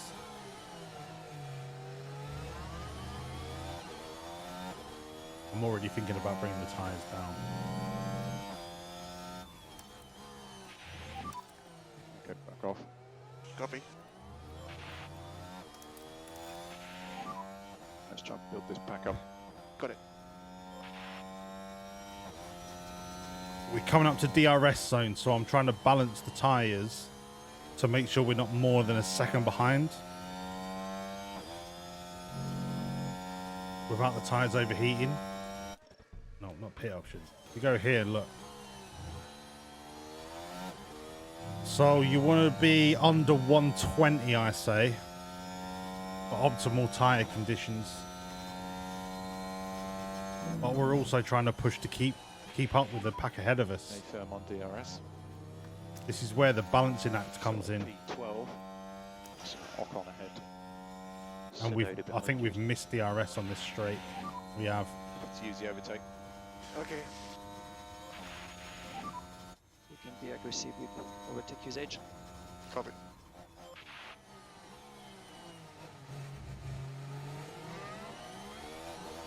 Now, De Vries and the Alpha Tauri in front of us, they are literally bottom of the grid. We should be finishing higher than these people.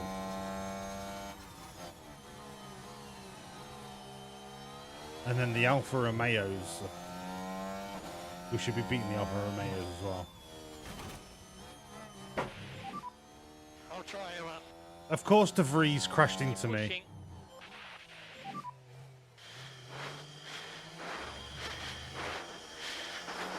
Let's take a closer look. I bet I got the Let's penalty have a for look that as at well. Turn 6. With not much room to move, it has to be said, that was pretty risky. And they'll have to pick themselves up after that. He's telling me I got punished for that. Oh, he's got a drive-through I penalty. think it's off. Oh, you broke my front wing in the first race. You're a fucking idiot, Sergeant.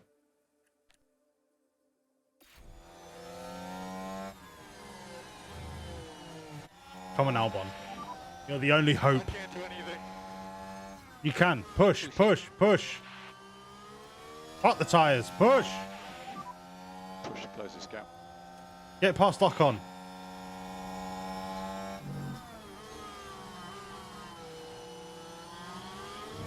We're only 3 laps in. And I've already used a kilo more fuel than I should have done. I can get that back. It'll be fine. DRS is what's important. Oh, she got DRS on him down this straight. Go, go, go. Yellow ahead. Yes, copy. Why don't I have DRS? Pin entry. Copy.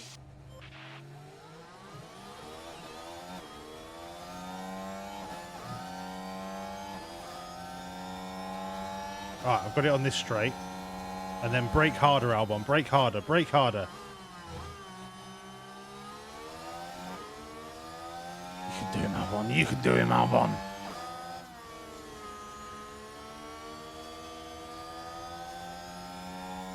I'm gonna run out of DRS soon.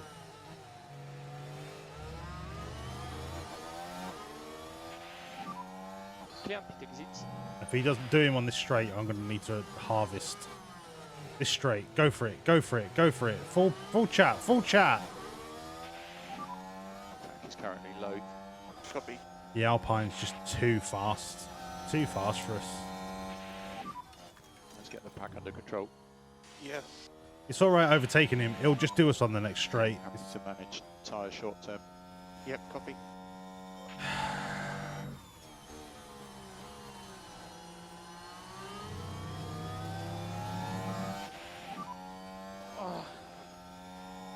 Keep pushing. Keep pushing.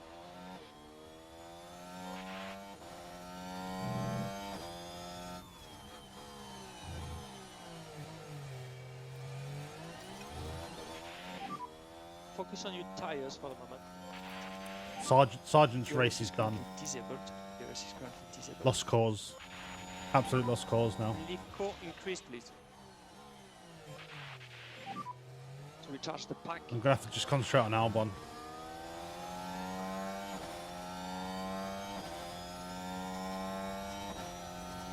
Yeah, you get yellow flags, but they don't really last very long. The virtual safety car tightens the pack up, but you really want a full safety car. Like right now, for Sargent, a safety car would save his ass because he would get right back up into the bottom of the pack.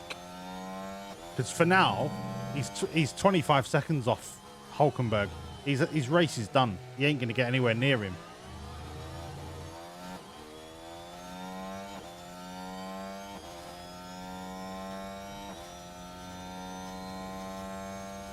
But Albon is fighting for a points place here, and I know it's only 5 laps in, but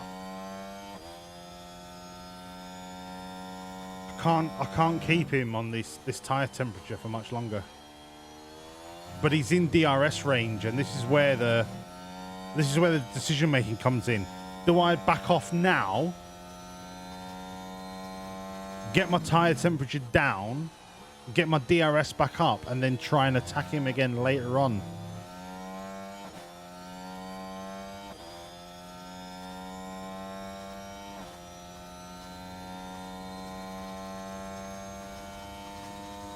I'll push the fuel till about 2.5 kilos, and then I'll have to balance that out.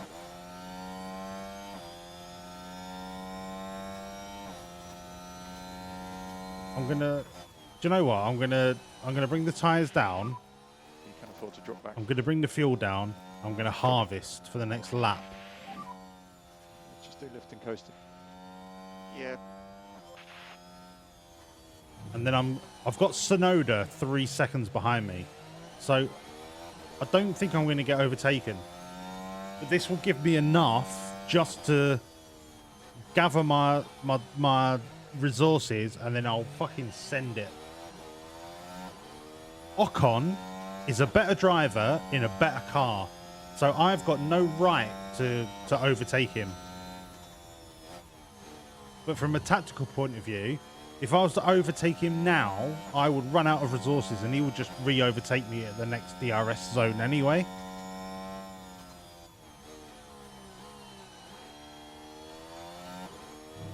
We are, by rights, the 3rd best car on the track. So we should be finishing 15th, 16th.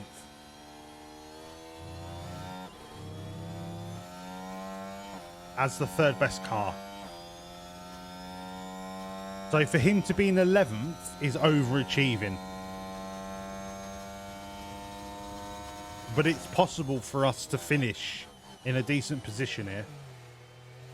We just have to manage it.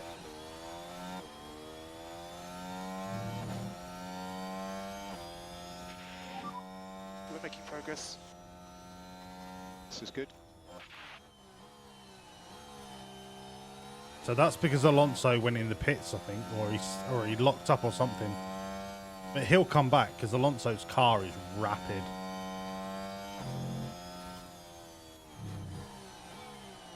So we're going to finish this lap, and then we're going to push.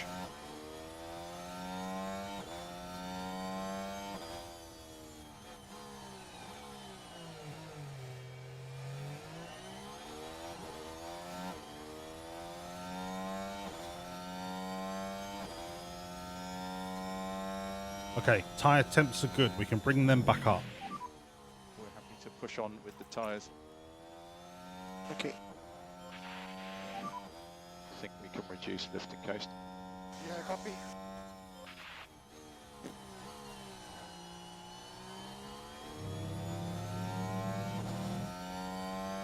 So we're on the second to last straight.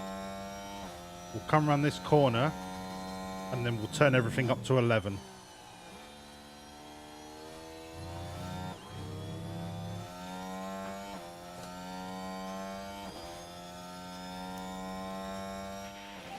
Now we push. Easy overtake.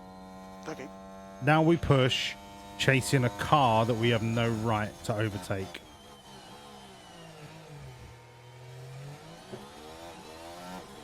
And then if you were to give me 10th at the start of the race, I would have bit your hand off. Don't worry, that's fine. Don't worry, Sergeant. You're shit. You're not going to be here, mate. You are literally a throwaway driver.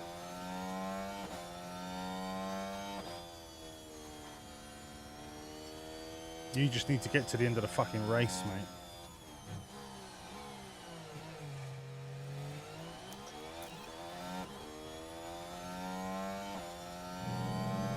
We're closing on him. We need to get this under a second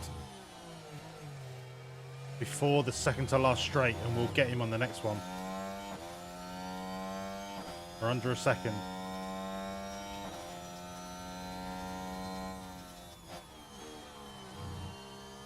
He's miles off of ninth, off of 8th.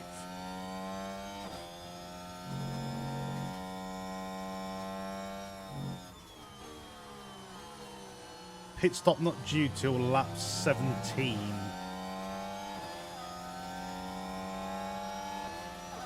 We're already up his arse, and we've got DRS. This corner will do him on this straight. He won't have DRS. He's too far behind. Come on, we've got DRS. Do him, will ya? This is how slow our car is. Go, go, go, go. Brake late, brake late, brake late. Yes. Now push, now push. Push away from him. Nice. Great overtake, great overtake. Sorry. Bring the tyres down a slight notch. Okay, back off. Neutral. We're now a second ahead of Ocon. That was a fucking great take.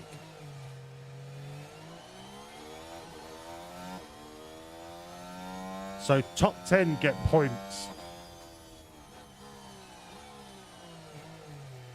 What tyres are he on? So Ocon's only on mediums. So he looks like he's going to go medium.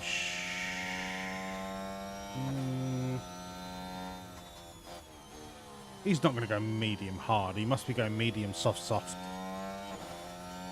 So that's one of the only reasons why we overtook him, is because we've got softer tyres.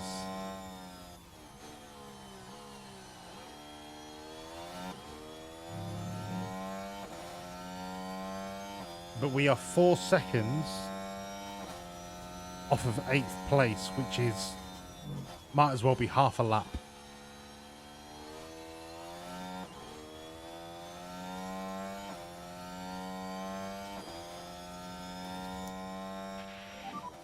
Let's try and build this back up. Yep.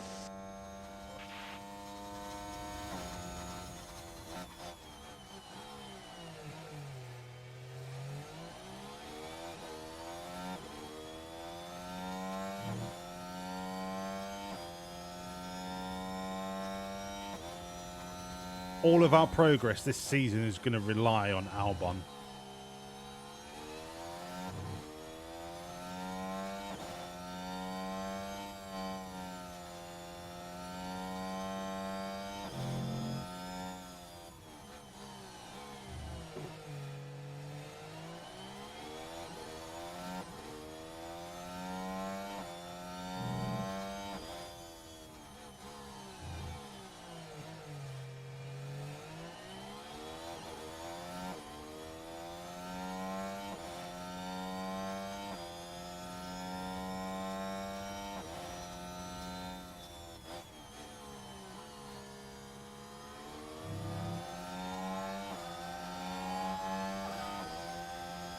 Oh, fuck off, Ocon. Ridiculous.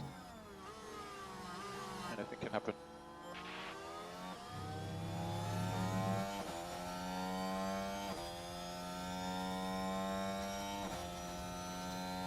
As soon as you let off a little bit, they take a mile.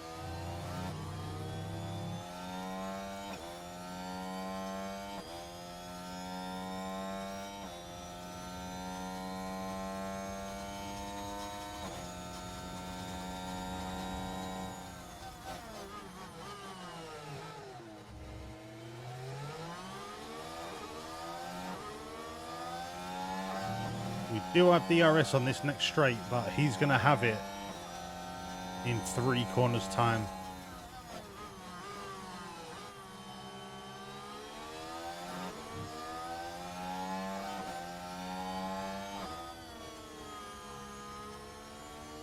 So the Alpine team are the old, they're the old Renault F1 team when Alonso used to drive for him.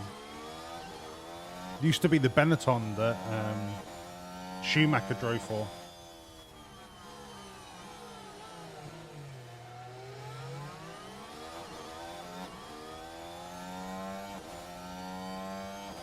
So they've got pedigree.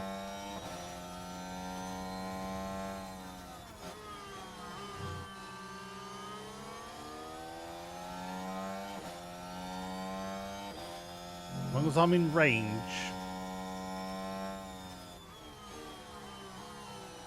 at the end of this straight, I'm going to push.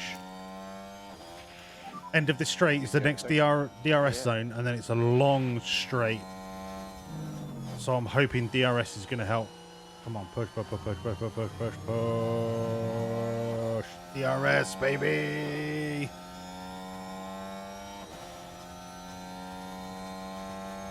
It's just not enough. It's just not enough. Ah, that's tight.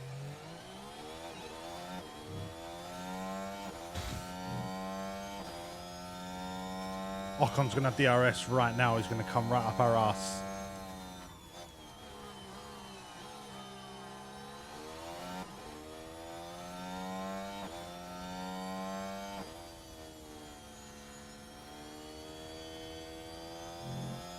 I'm gonna have to keep pushing on this temperature.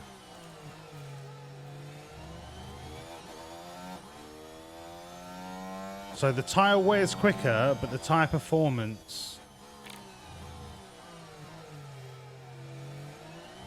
comes down slightly. Do I just leave it on aggressive? Leave it on aggressive and hope that I don't lose too much performance. So I've got the wear rate, right? I've got the wear rate to last till lap 18.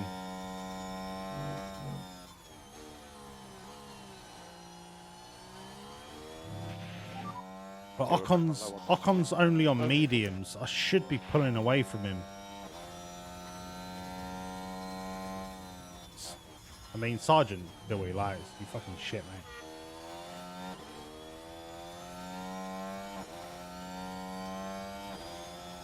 And there's the other DRS zone.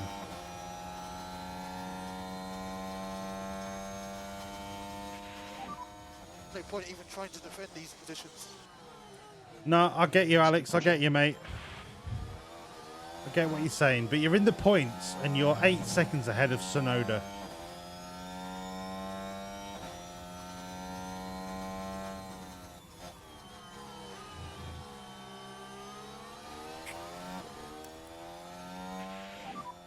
Can you bring the pace up, please? Use the rest. Yeah, I might get him on the tyre change. Our pit stop's about 2.4 seconds. I think Alpine's about 2.2 at the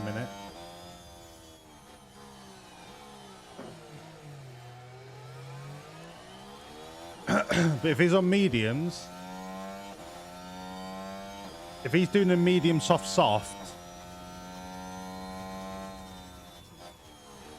can I make 19 seconds more of an advantage by being on softs longer?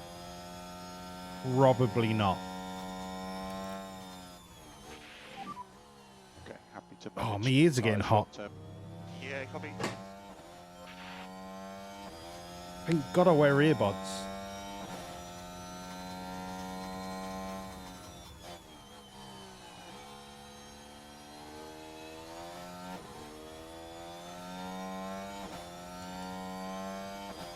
So I'm out of DRS now. The window is open. But to be honest, it's not Ocon that I'm racing. It's Sonoda that I'm racing. And as long as I'm ahead of Sonoda, that's all that matters.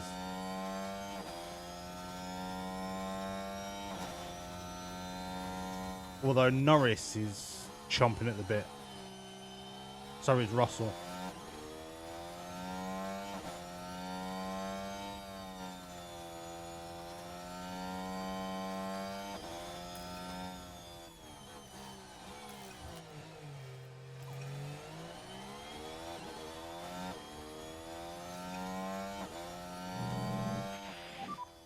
Manage these tires. We want to leave court, please.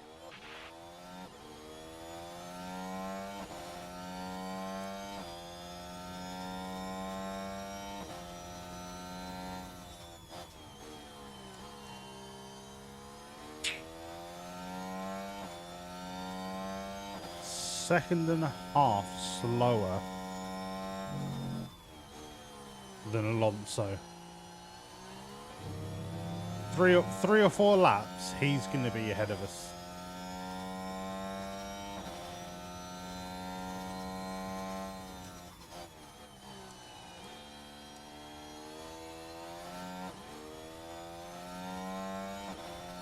Why is Leclerc pitting already?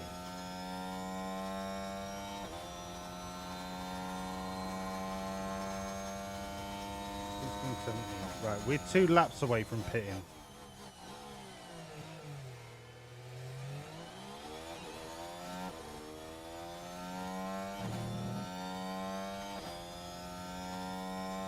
I'll get Sargent in. Well, it doesn't really matter. Sargent's miles beyond. Get on the same lap.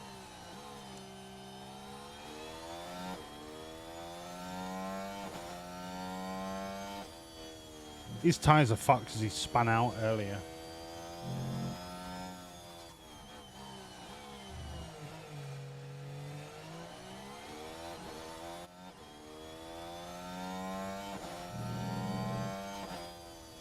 Oh, honestly, Ferrari are just...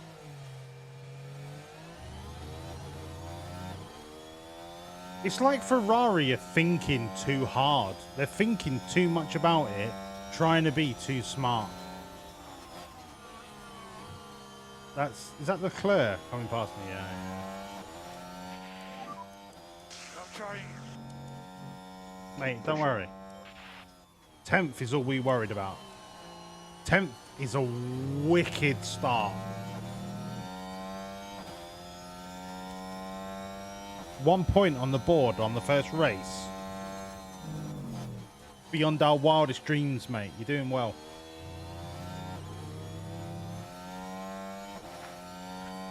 Alex, you're doing fucking blinding, son. Keep going, mate. Keep going.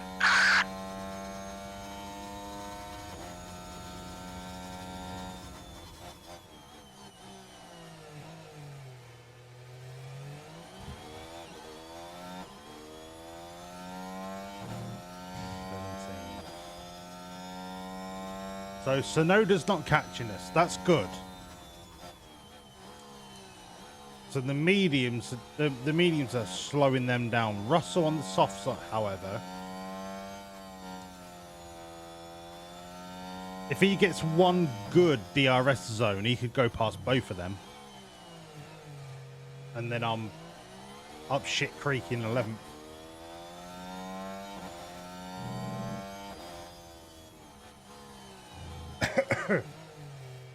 But I think we've hit. Did we hit all of our sponsor targets? Yeah. So we qualified higher than 15th, and we've got to do that 3 times in a row. So essentially, the race is already a success financially.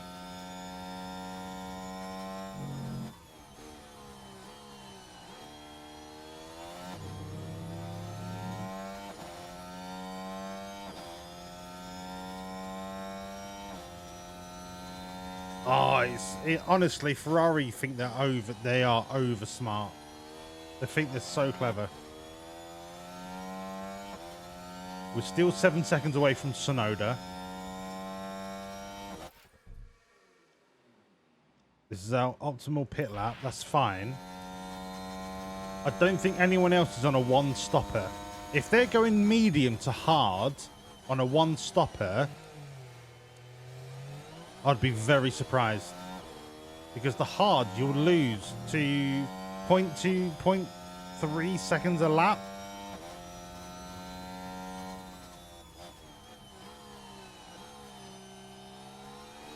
Oh, Sargent is crying out for a safety car.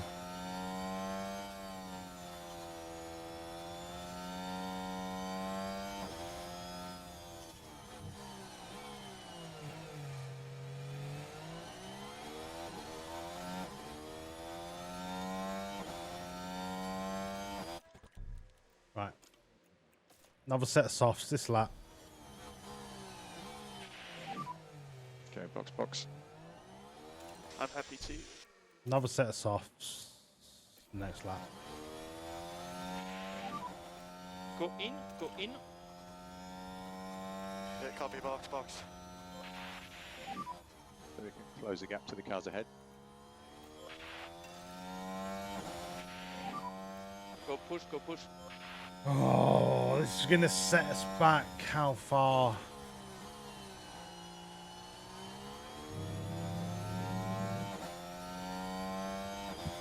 We should come out ahead of Piastri.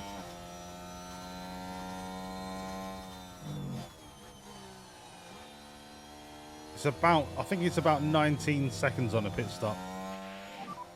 Box. Yeah, copy. Depends on the pit lane.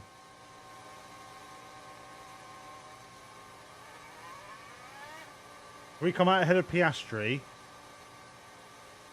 Bottas and Zhou are on softs. They're going to have to come in soon anyway. No! Do not do anything. Sorry. It'll be clear at exit.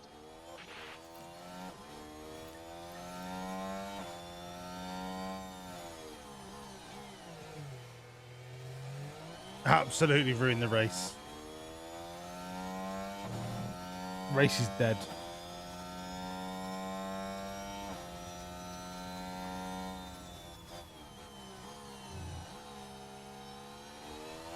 Six seconds to do that tyre change. They absolutely fucked it.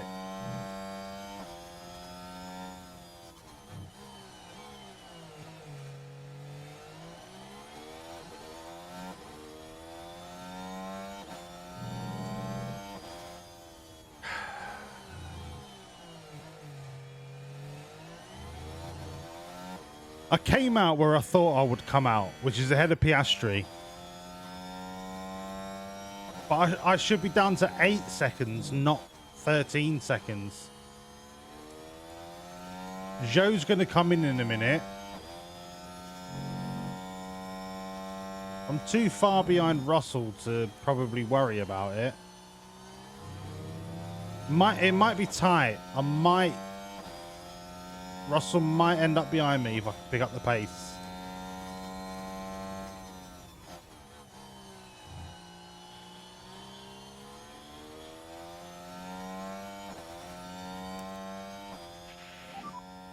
Okay, back off.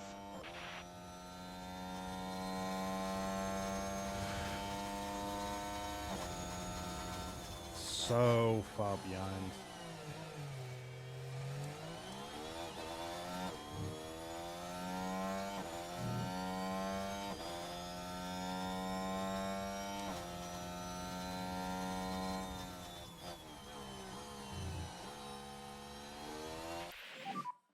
Pit entry. I'm so far behind, it's not worth me watching the race. So now I'm getting time back on Zhou. Is he on mediums? No, he's on shitty softs. So Zhou's got a pit soon. That'll put me on to 13th. Bottas and Alonso are going to have to pit soon-ish.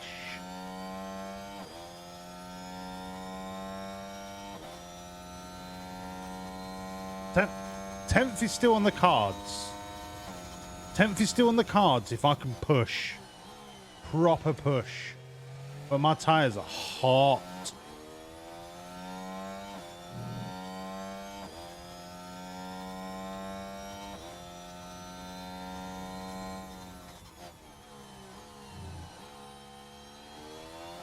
Do you know what? Fuck the tyres. Fuck the fuel. Go for it. If you finish 14th, you might as well finish last. Let's reduce. Fuck it. Close. Push. Copy. Come on.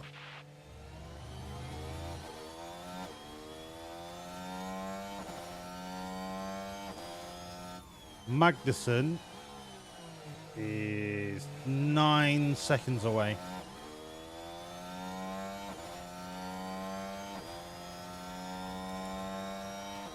Magnussen won't be pitting till about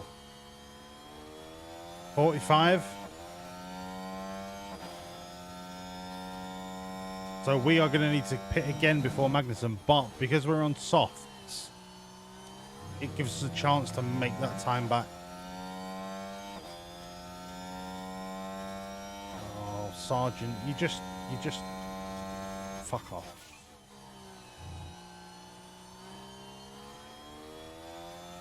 Okay, Joe's in the pit, so we'll take Joe.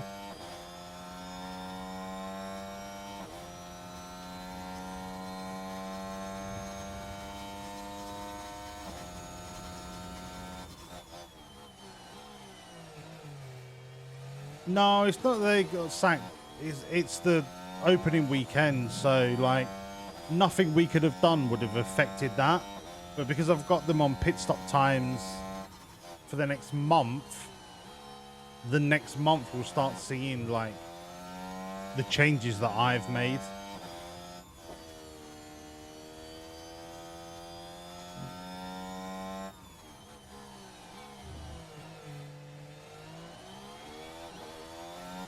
Bearing in mind, this season is all about getting to season 2 with as much development under our belt as possible. This season for Williams is a write-off.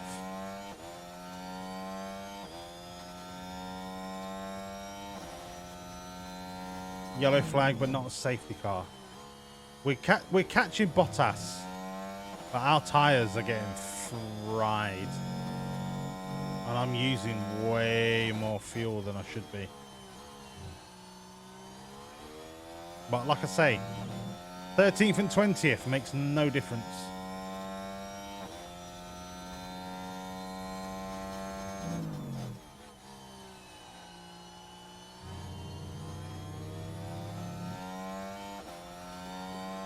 Shut up, Lego. Right, we're going to do Bottas and Gasly in the pit. Come on. And Gasly. Oh, you fucker.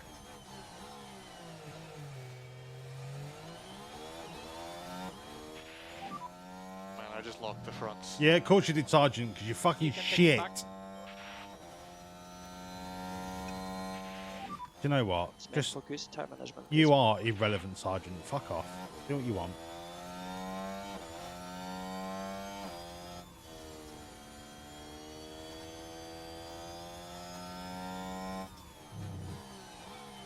Where's Gasly is? Yeah, he's there.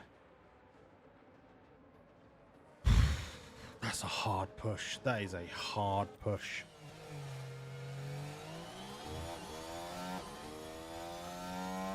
Is he on mediums? If he's on mediums, we've got a chance. He's on fresh mediums. So he's going to go softs at the end of the race. He ain't going to make it to the end on mediums. But we can continue to push hard. I'm worried about that fuel. We're halfway through the race, and I really need to start getting the fuel back on track.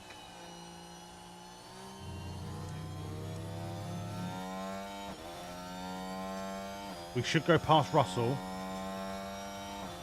We should go past Russell. Yes, we do.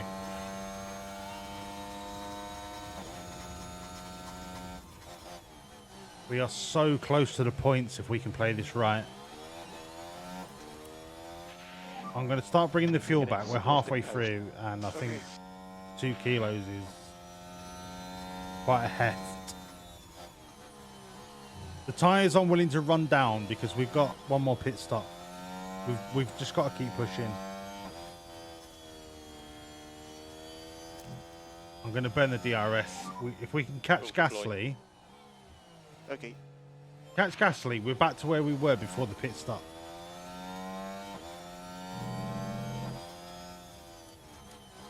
And gas is on medium, so we've got the pace advantage in terms of tyres, not in the car.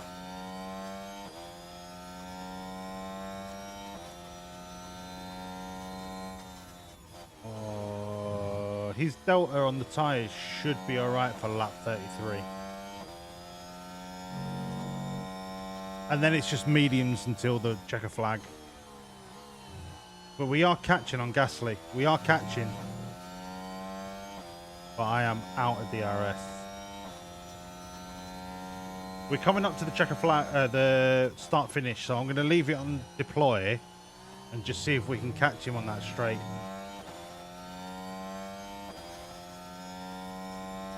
Because we get our fresh DRS allowance every start finish line.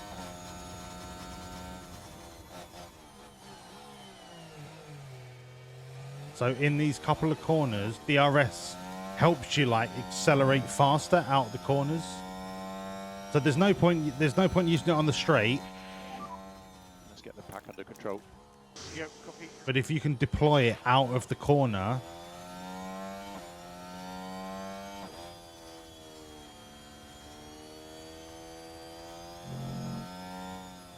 I don't think we're gonna get in this lap. No, we're out.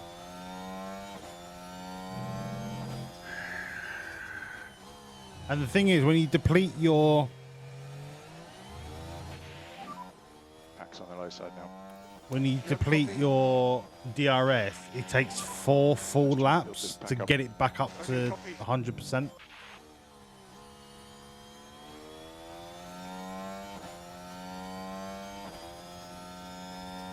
No, Capriso, that's right. The more fuel you use, the lighter you are. But you got to balance that against having enough fuel to get to the end of the race.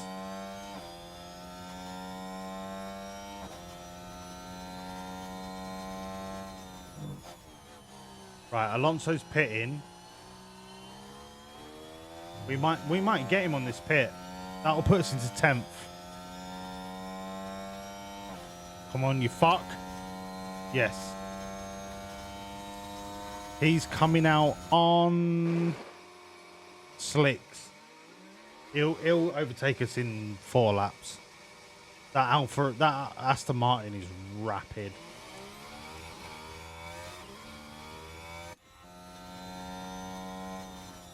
So we're in the points as it is,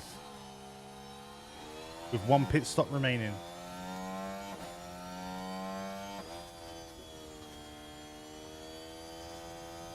Tyres are cooking, but we're still on target to make the delta for the mediums.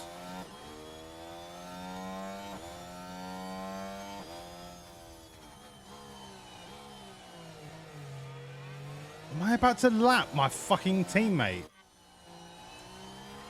Oh my god, I've just lapped Sargent. Can you all understand now why I wanted to get rid of Sargent straight away? I think you do.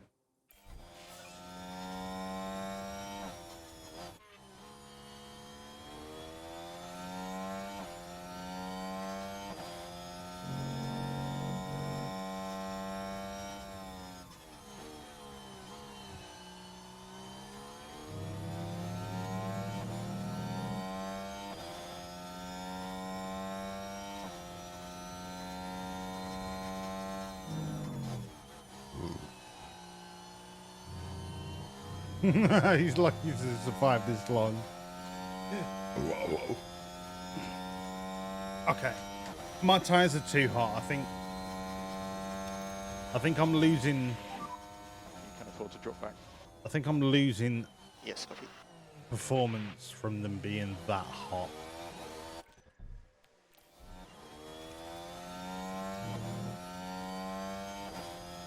Oh, they're not that far off. They're only 4 degrees off. 120. I think if you can keep them at 120, you're all right.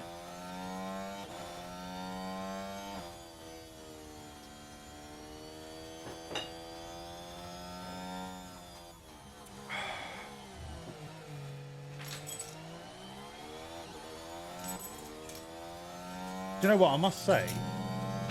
This Umbro gear by, well, the Williams gear by Umbro, very comfortable. Like, it's a good quality gear.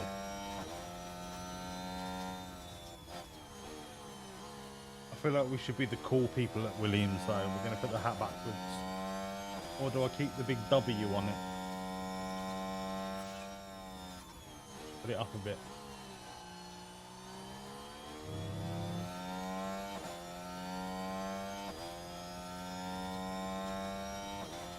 Okay, we're 4 seconds ahead of Sonoda.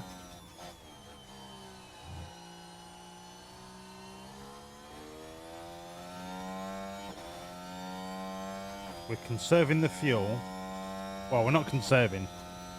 We really should be conserving the fuel.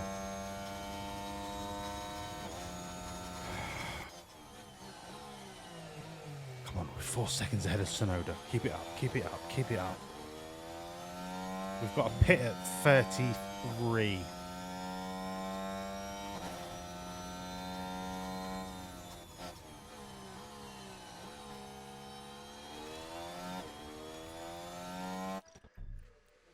There's a way for me to do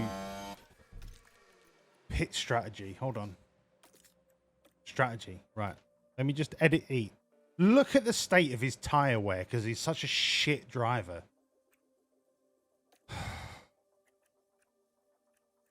Soft, soft.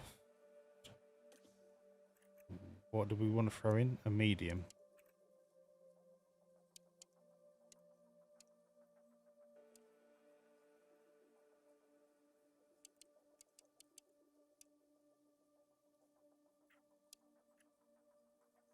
So we're throwing a medium in at 35. And then Albon is a 33. Okay. Tommy Hilfiger and Puma. I'd imagine Puma are the manufacturer of it then. Tommy Hilfiger would just be a sponsor.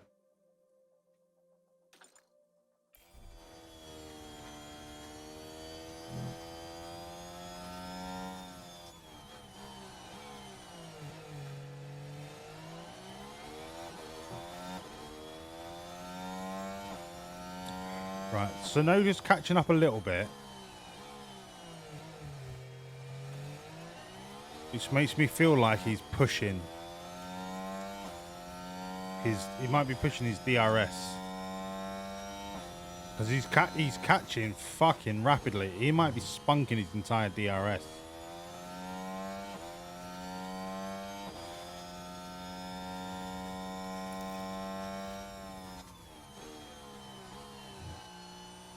I've had Sergeant's fuel unbalanced for ages, and he's not brought it down yet. I might have to start bringing mine down. Increase, lift and coast. Yeah, copy.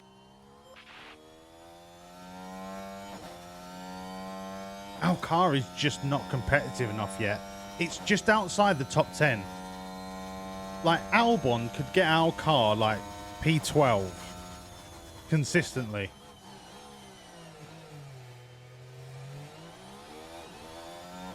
But when I have to manage the fuel and the tires like this, we're gonna start dropping down the ranking. Like, Sonoda's gonna do us if we're not careful.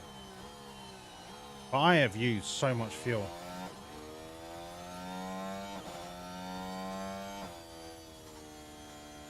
Sergeant, you might as well retire. Shall I just retire the car? Can I do that?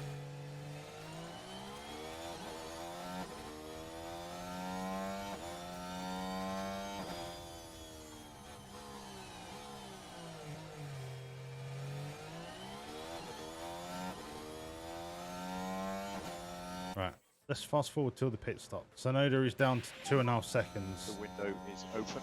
Pit window Yeah, is open. 31, 2, so 33 for Albon. 35 for Sergeant. Sonoda is under 2 seconds away from us. We need to do something about this because we're gonna get fucking ruined. Right, you push. Happy to push. You push. Copy. I can't afford to push the fuel. Okay, press Let's just hold go. overtake. Let's just go. Okay. Sonoda down to... Oh, he's under a second. He's...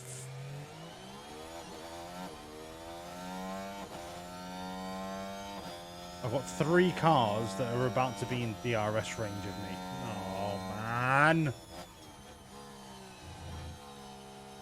This has got P15 written all over it. If that.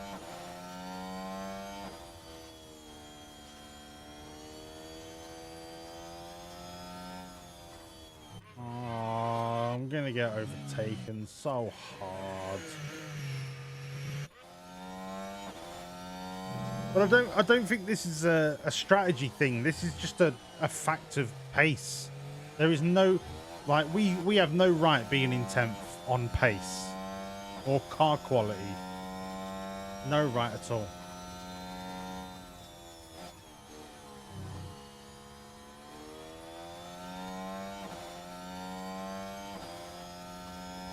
Thank you, Lego. See you later, pal. Early pit. There's no real reason to early pit. So if you look at the strategy on the mediums, that is if we push quite hard.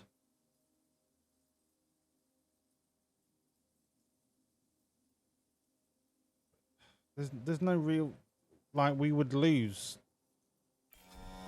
0.2 seconds a lap being on mediums. It's not a strategy thing, it's an overall pace thing at the minute.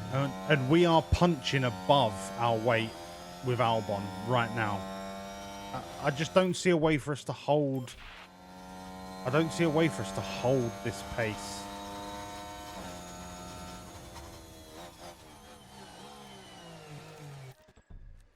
So we're going to pit him this lap. Alex will box this lap. Yes, the Q box. Just push everything for the last lap.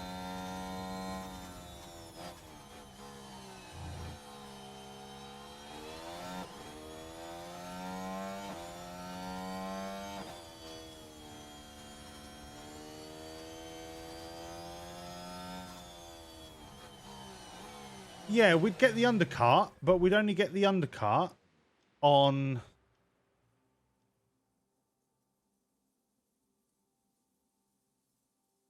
No one? Right, Alonso is what? 10 laps? 8 laps? 8 laps? Just fresh.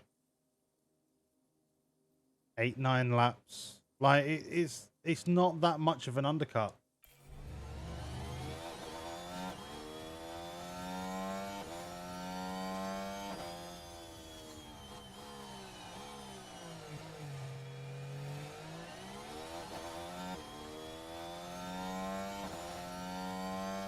Undercuts, in my opinion, only really work in intermediate and wet races where you can undercut by 1 lap and get the benefit of an intermediate before someone finishes a full lap of, like, on mediums. Or like, I think an undercut is very situational, but in this situation I don't think it really is a massive factor.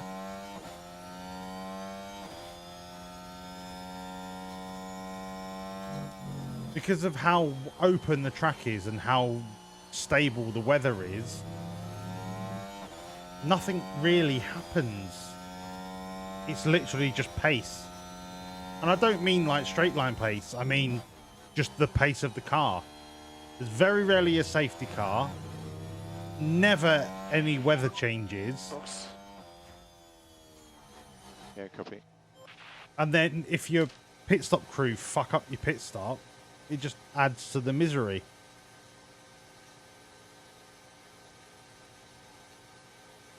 And I think that's just Bahrain. Right, that's a shit pit stop, but it's better. Okay, watch your white line on exit. Yeah, it doesn't matter if I'm coming in. Bahrain is just a very boring Grand Prix because very little happens, because the track is so wide and open. Like there's very little choke points, very little situations where you're going to get cars like clattering into each other. Plenty of sweeping corners and straights, loads of overtaking opportunities with DRS. It's just it's not a tactical track. Just Han, ready with the party for 12. Welcome in. Hello, Just Han. Todd Goslin, hello. Welcome in. Where have you come from? What have you been up to? Hello, Nevianav. Nevianav. Welcome in, people. Welcome in. Just Han. Correct me if I'm wrong, but I've not seen you in here before. What have you been up to? Get out the way, babe. What have you been playing? You've been playing GT7? You've been playing F1 Manager? Hang on. Fuck my stream. Just Han, what have you been up to? Delicious sausage straight from the freezer. New walls balls. Nevianav.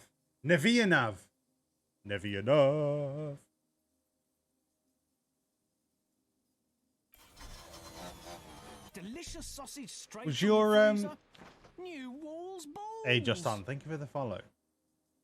Was your little clip there playing GT7? She cheats for Lewis. No! Fuck Lewis. He's a prima. He's a cunt. Fuck Lewis. Lewis Hamilton. Right. I need to get my speechifier on. Excuse me, everyone. Lewis Hamilton is a prick. Thank you.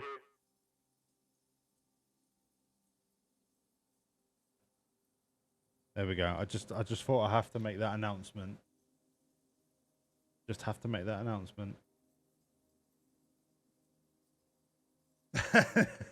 Delicious sausage straight from the freezer. Todd Gosley, thank you for the follow.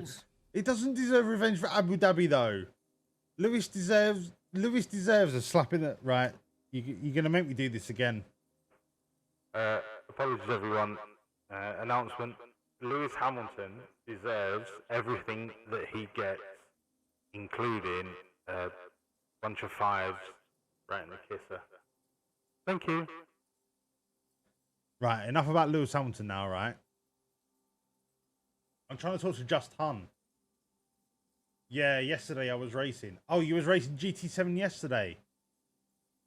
What was you doing tonight? Was you doing F1 Manager tonight?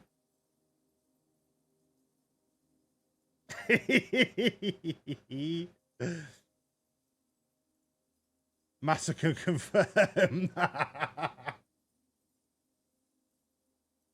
Well, thank you for the raid. And thank you for the follows, everyone. You're absolutely more than welcome in here. This is a safe space. My pronouns are he, him. And this is a very inclusive, welcoming community. You are free to be who you want to be. And at the minute, I want to be an F1 team principal. Whether I'm good at it or not, fuck it. I don't know. But I bought the merch. Look at me.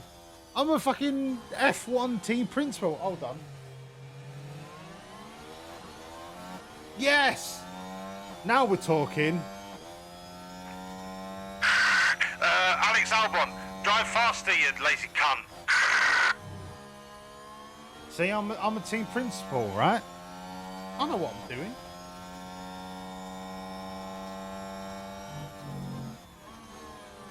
Now we're racing. Now we're racing.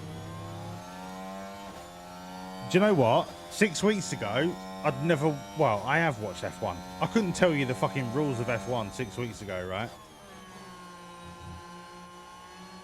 And then I watched someone play this, and I was like, do you know what? My OCD would love to play this. Like, I love all the, like, right? I love all the little slidery bollocks that you have to do on practice. I actually do practice, right? A lot of people just skip it. No. I'm in there, right? And I'm going, no, you have to do 17 laps practice because I know that you will get 5 out of 5 satisfaction on your little fucking slider thing. And then I can call you in, do the sliders, and I'll put you on the same tyres for 17. Do you know what I mean? Love that. Love that. I got Albon up to 98% satisfaction on his car before this race. Or 95. I can't remember. You know what I mean? It's part of the fun. Yeah, no, just Han, no. It's all about the sliders. But yeah, I was saying, like 6 weeks ago, I was like, oh, F1's boring. It's just like, oh, cars go brrr, and then you change some tyres and you go brrr, and then Max Verstappen wins. I need to pause this because I'm not paying attention to the race. And then I was like, okay, this game looks fun. Maybe it will teach me stuff about F1 that I didn't know. I'm going to take this off now because I feel like a twat. So I was like, all right, maybe it will teach me stuff about F1 that I didn't know. And there's so much about F1 that I didn't realize was so technical and so calculated and so strategized. And it's like, you know what I mean? What's that site we use for setups? Whoa, fucking whoa. Right? This is one of the reasons that I stopped playing Escape from Tarkov, right? In my opinion, a game should not require external input for you to play said game. I'll give you a permit, Nevi. Give me 2 seconds. I'm going to call you Nevi. Is that all right, Nevi? I'll call you Nevi. I fucking love a shortened nickname. Hello, Nevi. You know what I mean, bruv? All right, so shy. How's it going? Let me permit Nevi. I'm going to trust you, Nevi. Right? Don't post a link to porn. Do not post a link to porn. If you post a link to porn, I'm going to fuck you up. You got 60 seconds.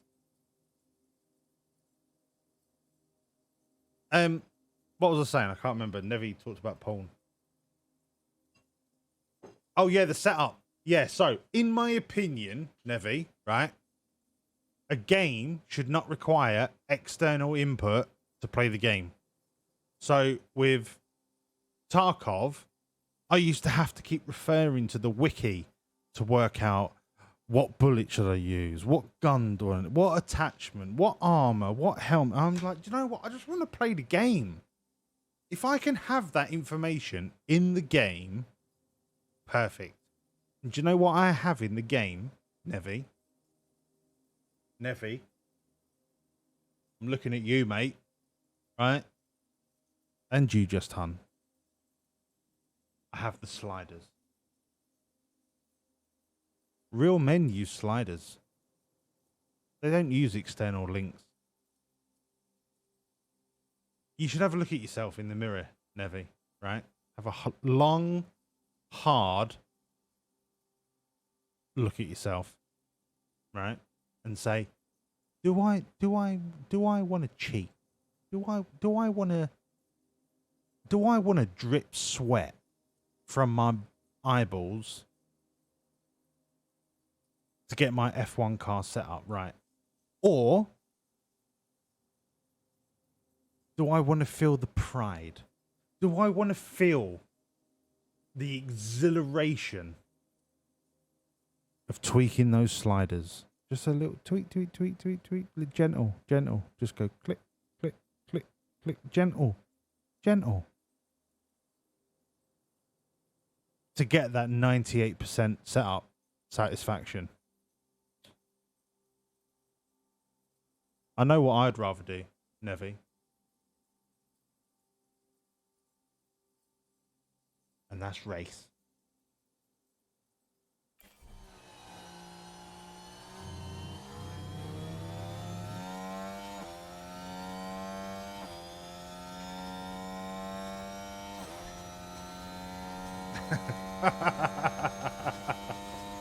Doesn't matter if you're a man or woman or anyone in between. You're all welcome. Stop talking about it.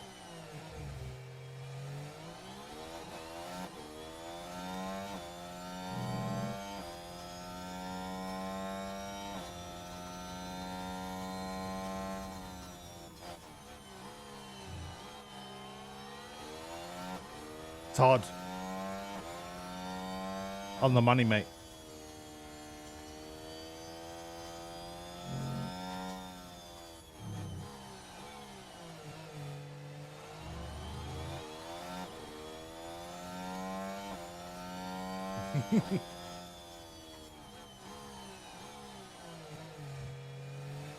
Now you joined us.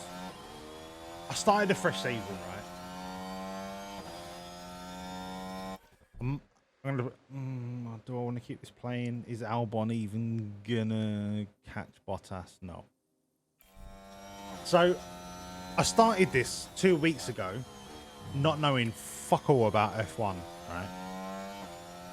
And I was like, wow, what are all these sliders? Fuck it. Slide it maximum. Make the wing, whatever. Excuse me. And then I realized over the last 2 weeks how addicted I am to this game. I actually learned what I need to do. So I've started again, right? I bought some Williams merch. It arrived today. Started again. This is Bahrain. We are on the first race of season 1. And I'm feeling confident of what changes I need to make.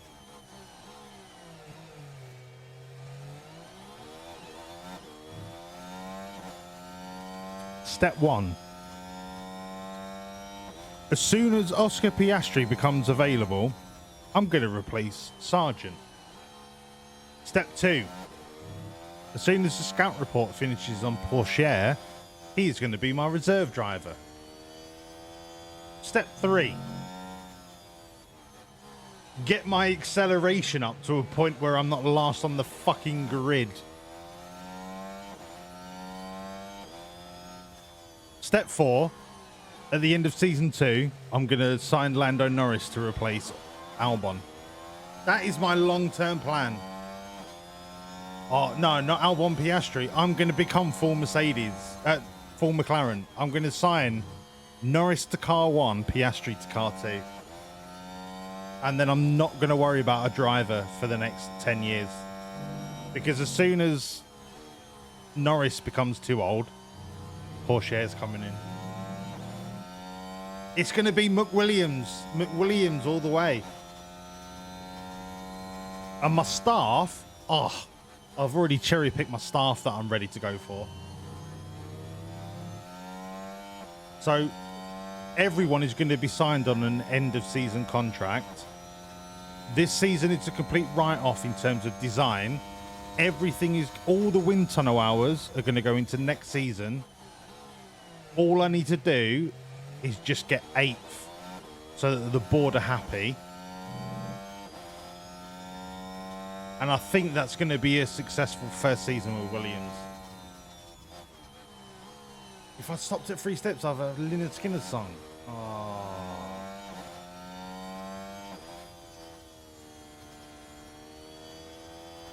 I mean, were Lynyrd Skynyrd really that good?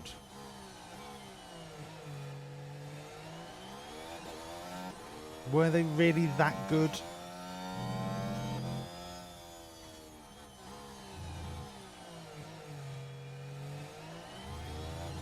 I think Verstappen had a spin early on in the race. Right, let's push the fuel. We can start reducing. He's fine. He's last. Yep. He's wank.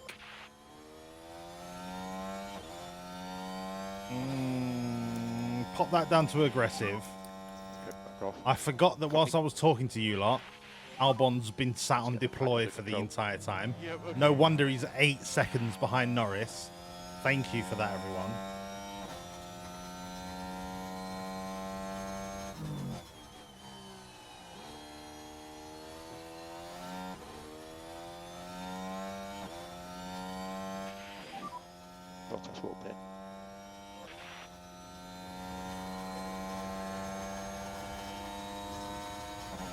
I'm not going to get out ahead of Magnussen. No way. No.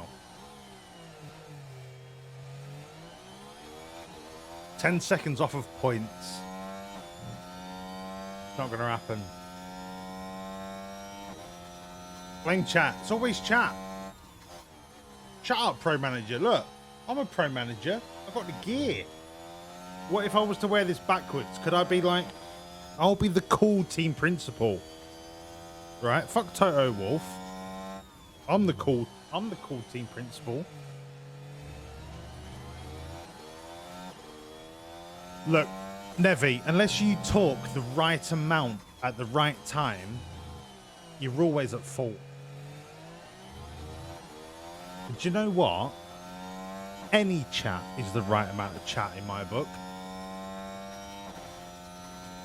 Yeah, I'm still online. Shut up, Les. Just because you've been playing Fortnite with your embryonic friends. Let's go pew, pew, pew, pew, pew. I'm playing real sport, real game, real tactics, real strategy. And I'm about to get fucking torpedoed by Sonoda.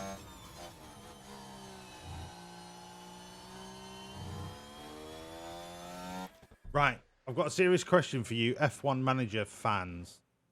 Maybe Nev. Tyre wear versus tyre temperature, right? So no pubs, maybe pubs in a bit. So when your tyres are running hot, they wear harder. That's fine. I've got a graph to gauge tyre wear.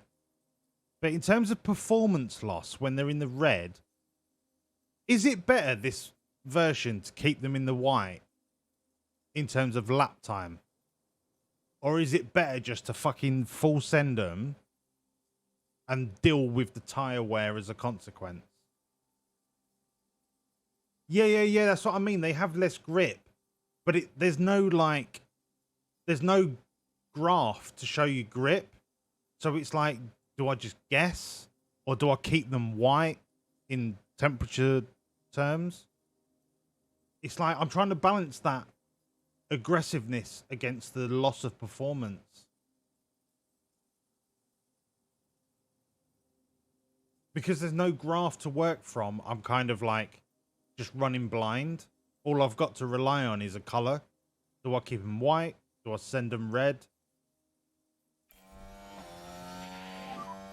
And I'm not expecting the game to like baby walk you through the whole thing, but just like an idea of min-maxing would be nice. So I know that these tires are well hot, but if I look at the graph, I could make it to the end of the race running on aggressive. But would I gain more lap time? Yeah, you're meant to keep them within a certain temperature range.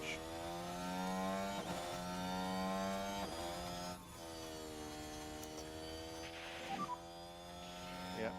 Deploy. Yeah, copy. So, like, this graph, 122 is hot, but it's not hot.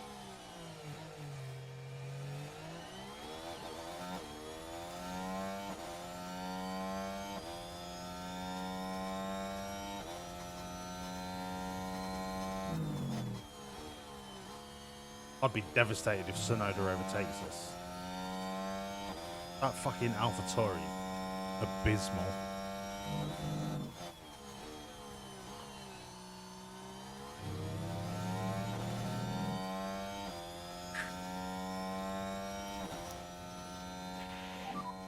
Let's try and build this back up. Yes. I'll try and keep the mediums around 120. Oh, Sergeant's tyres are fucked.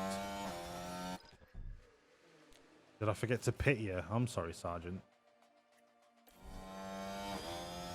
I just forgot about you being at the back of the pack because you're so fucking shit.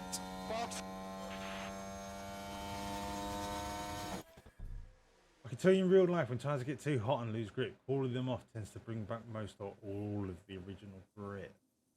Oh, Todd Gosling. Todd Gosling, do you want to be assistant technical director of Williams? Fuck off, Sonoda, you mug. Good entry. Copy.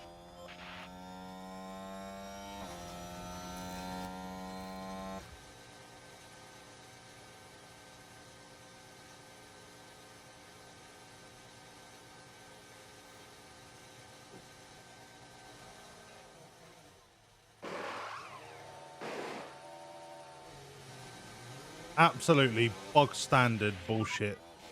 Clear on pit exit, watch the white line. Pit stop. Clear on pit exit, watch the white line. Bearing in mind, this is week 1.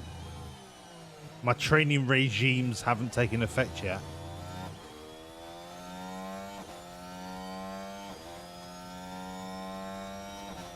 And the only reason Sergeant is last is because someone crashed into him.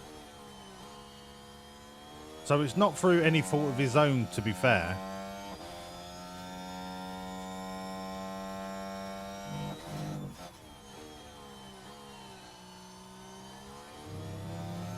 No, Nevi. Did Hun really fuck up Max's race?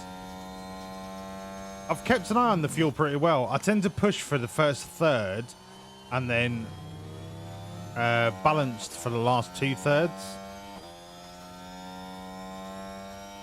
So 15 laps to go, like, I'm pretty much on 0. Start to increase the lifting coast now. That's ridiculous. Did he stop dead before the line, or did he, like, just go blue across the finish line?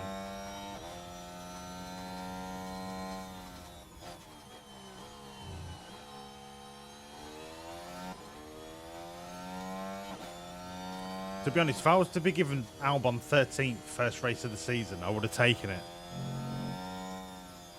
Because we should be 15, 16 in terms of car pace. So a 13, 20, does that like even itself out? He went and retired. No!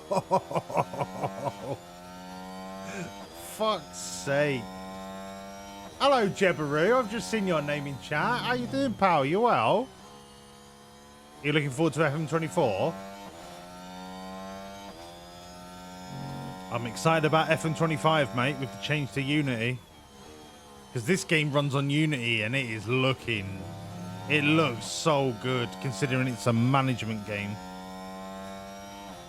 Can you imagine FM with this quality of like graphic engine? Yeah, but Todd, why would anyone be, oh, let me just be Red Bull and win every race? Oh, yawn. Oh, I've got the fastest car. Oh. I actually made myself yawn then. What the fuck's going on? Hello?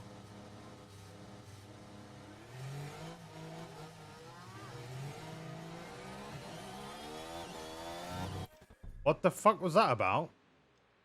Yeah, Nevi, I play FM. I've had every FM since it was Champ Manager.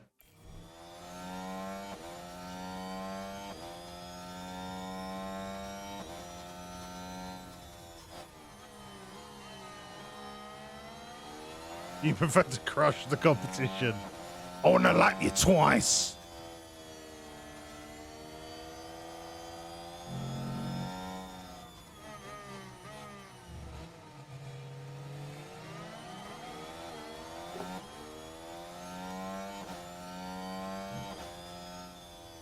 CMO 102. Ah, Nevi. You're my kind of people. My kind of people. On FM... What was the year that Havant and Waterlooville played Liverpool in the FA Cup? And they got spanked at Anfield. Big crash, watch out. But the FM after that game, I played as Havant and Waterlooville. And I think I played 29, 30 seasons. And my longest unbeaten run was 690 games in all competitions. I had a fucking ridiculous team. Like 5-star players across the board. Absolutely ridiculous. And I've never like got anywhere close to that since.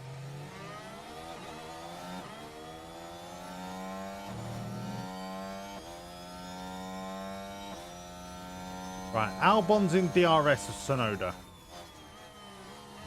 11 laps to go. Tyres are all right.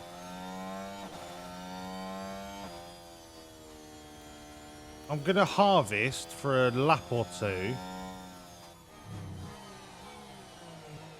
And then try and punch through Sonoda and Russell.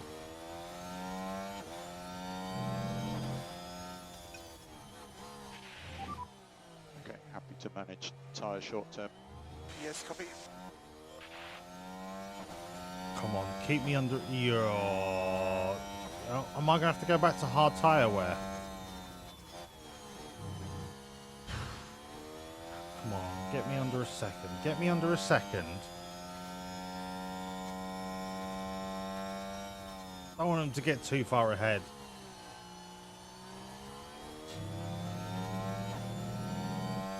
My ideal cage fight would be me with platform boots against a small anthill. Todd, would you feel really big man on campus doing that? George. Or was that slightly... Was that slightly a hyperbole? Now we're on 3 seconds behind Sonoda. Right, fine.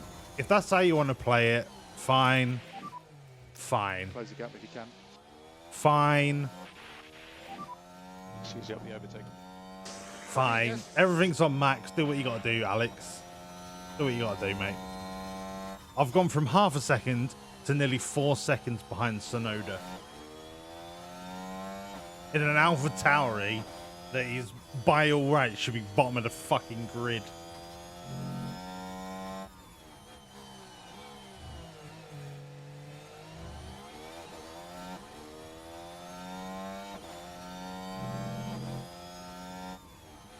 Huge.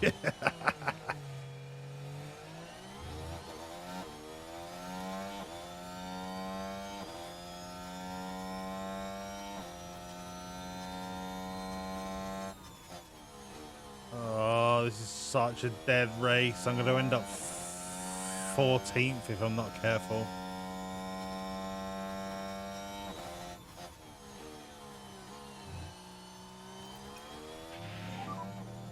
Lift and coast level 3. Copy. You can afford to drop back. Didn't make up any Copy. time with that push. Let's get the pack under control. I think this might just be a 16x till the end.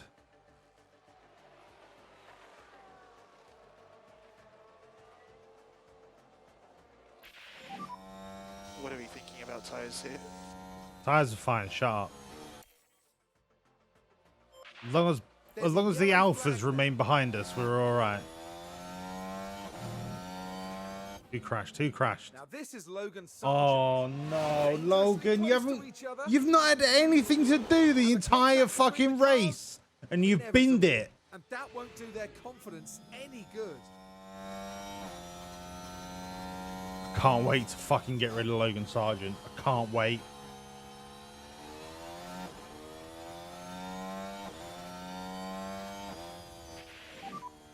Track is full. Right, Okay. you know what? And go push. Push the Yeah, tyres. copy. Just stay ahead of Bottas. Stay ahead of Bottas. That's all you got to do. And he's gaining on us. That's cool.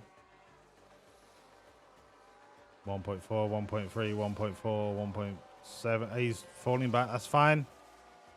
3 laps. Just hold 13th.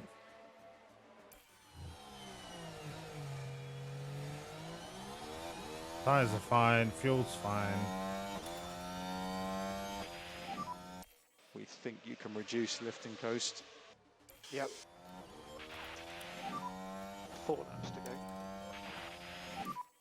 Okay, back off. Yes. Is someone taking the fucking piss?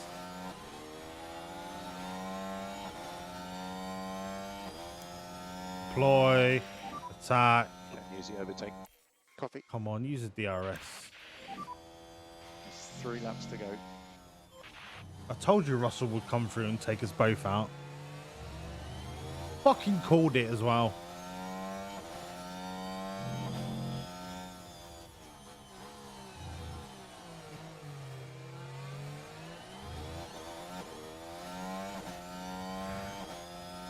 We got some work to do, boys.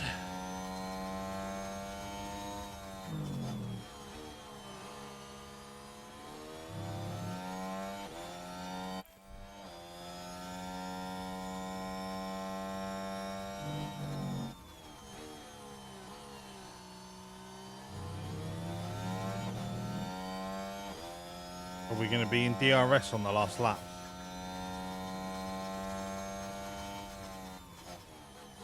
Come on. Come on. Fuck him up on DRS. Push! Push! Okay, reduce lift and coast. Coffee. Absolutely no difference whatsoever. No difference. Lift and coast. Our car is so shit. How many laps to go? So 1 more lap.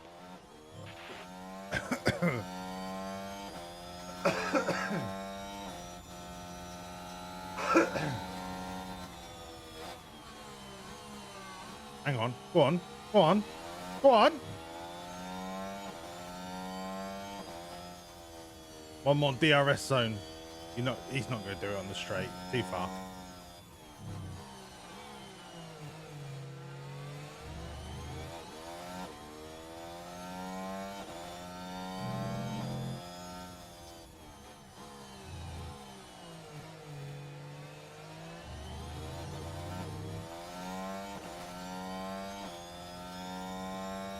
$14th for a car that should have finished 15th. That's a positive for me. Sargent, on the other hand, fuck off back to F2.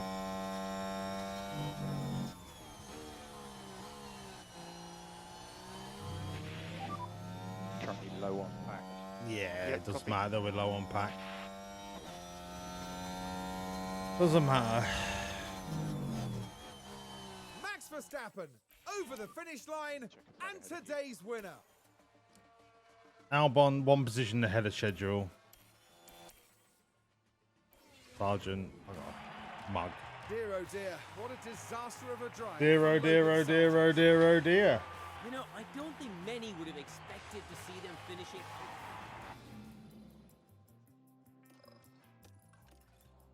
Yeah, it's all bollocks. All bollocks. All bollocks. Luke DuPont, you're going to get absolutely fired hard when Porsche's report comes in.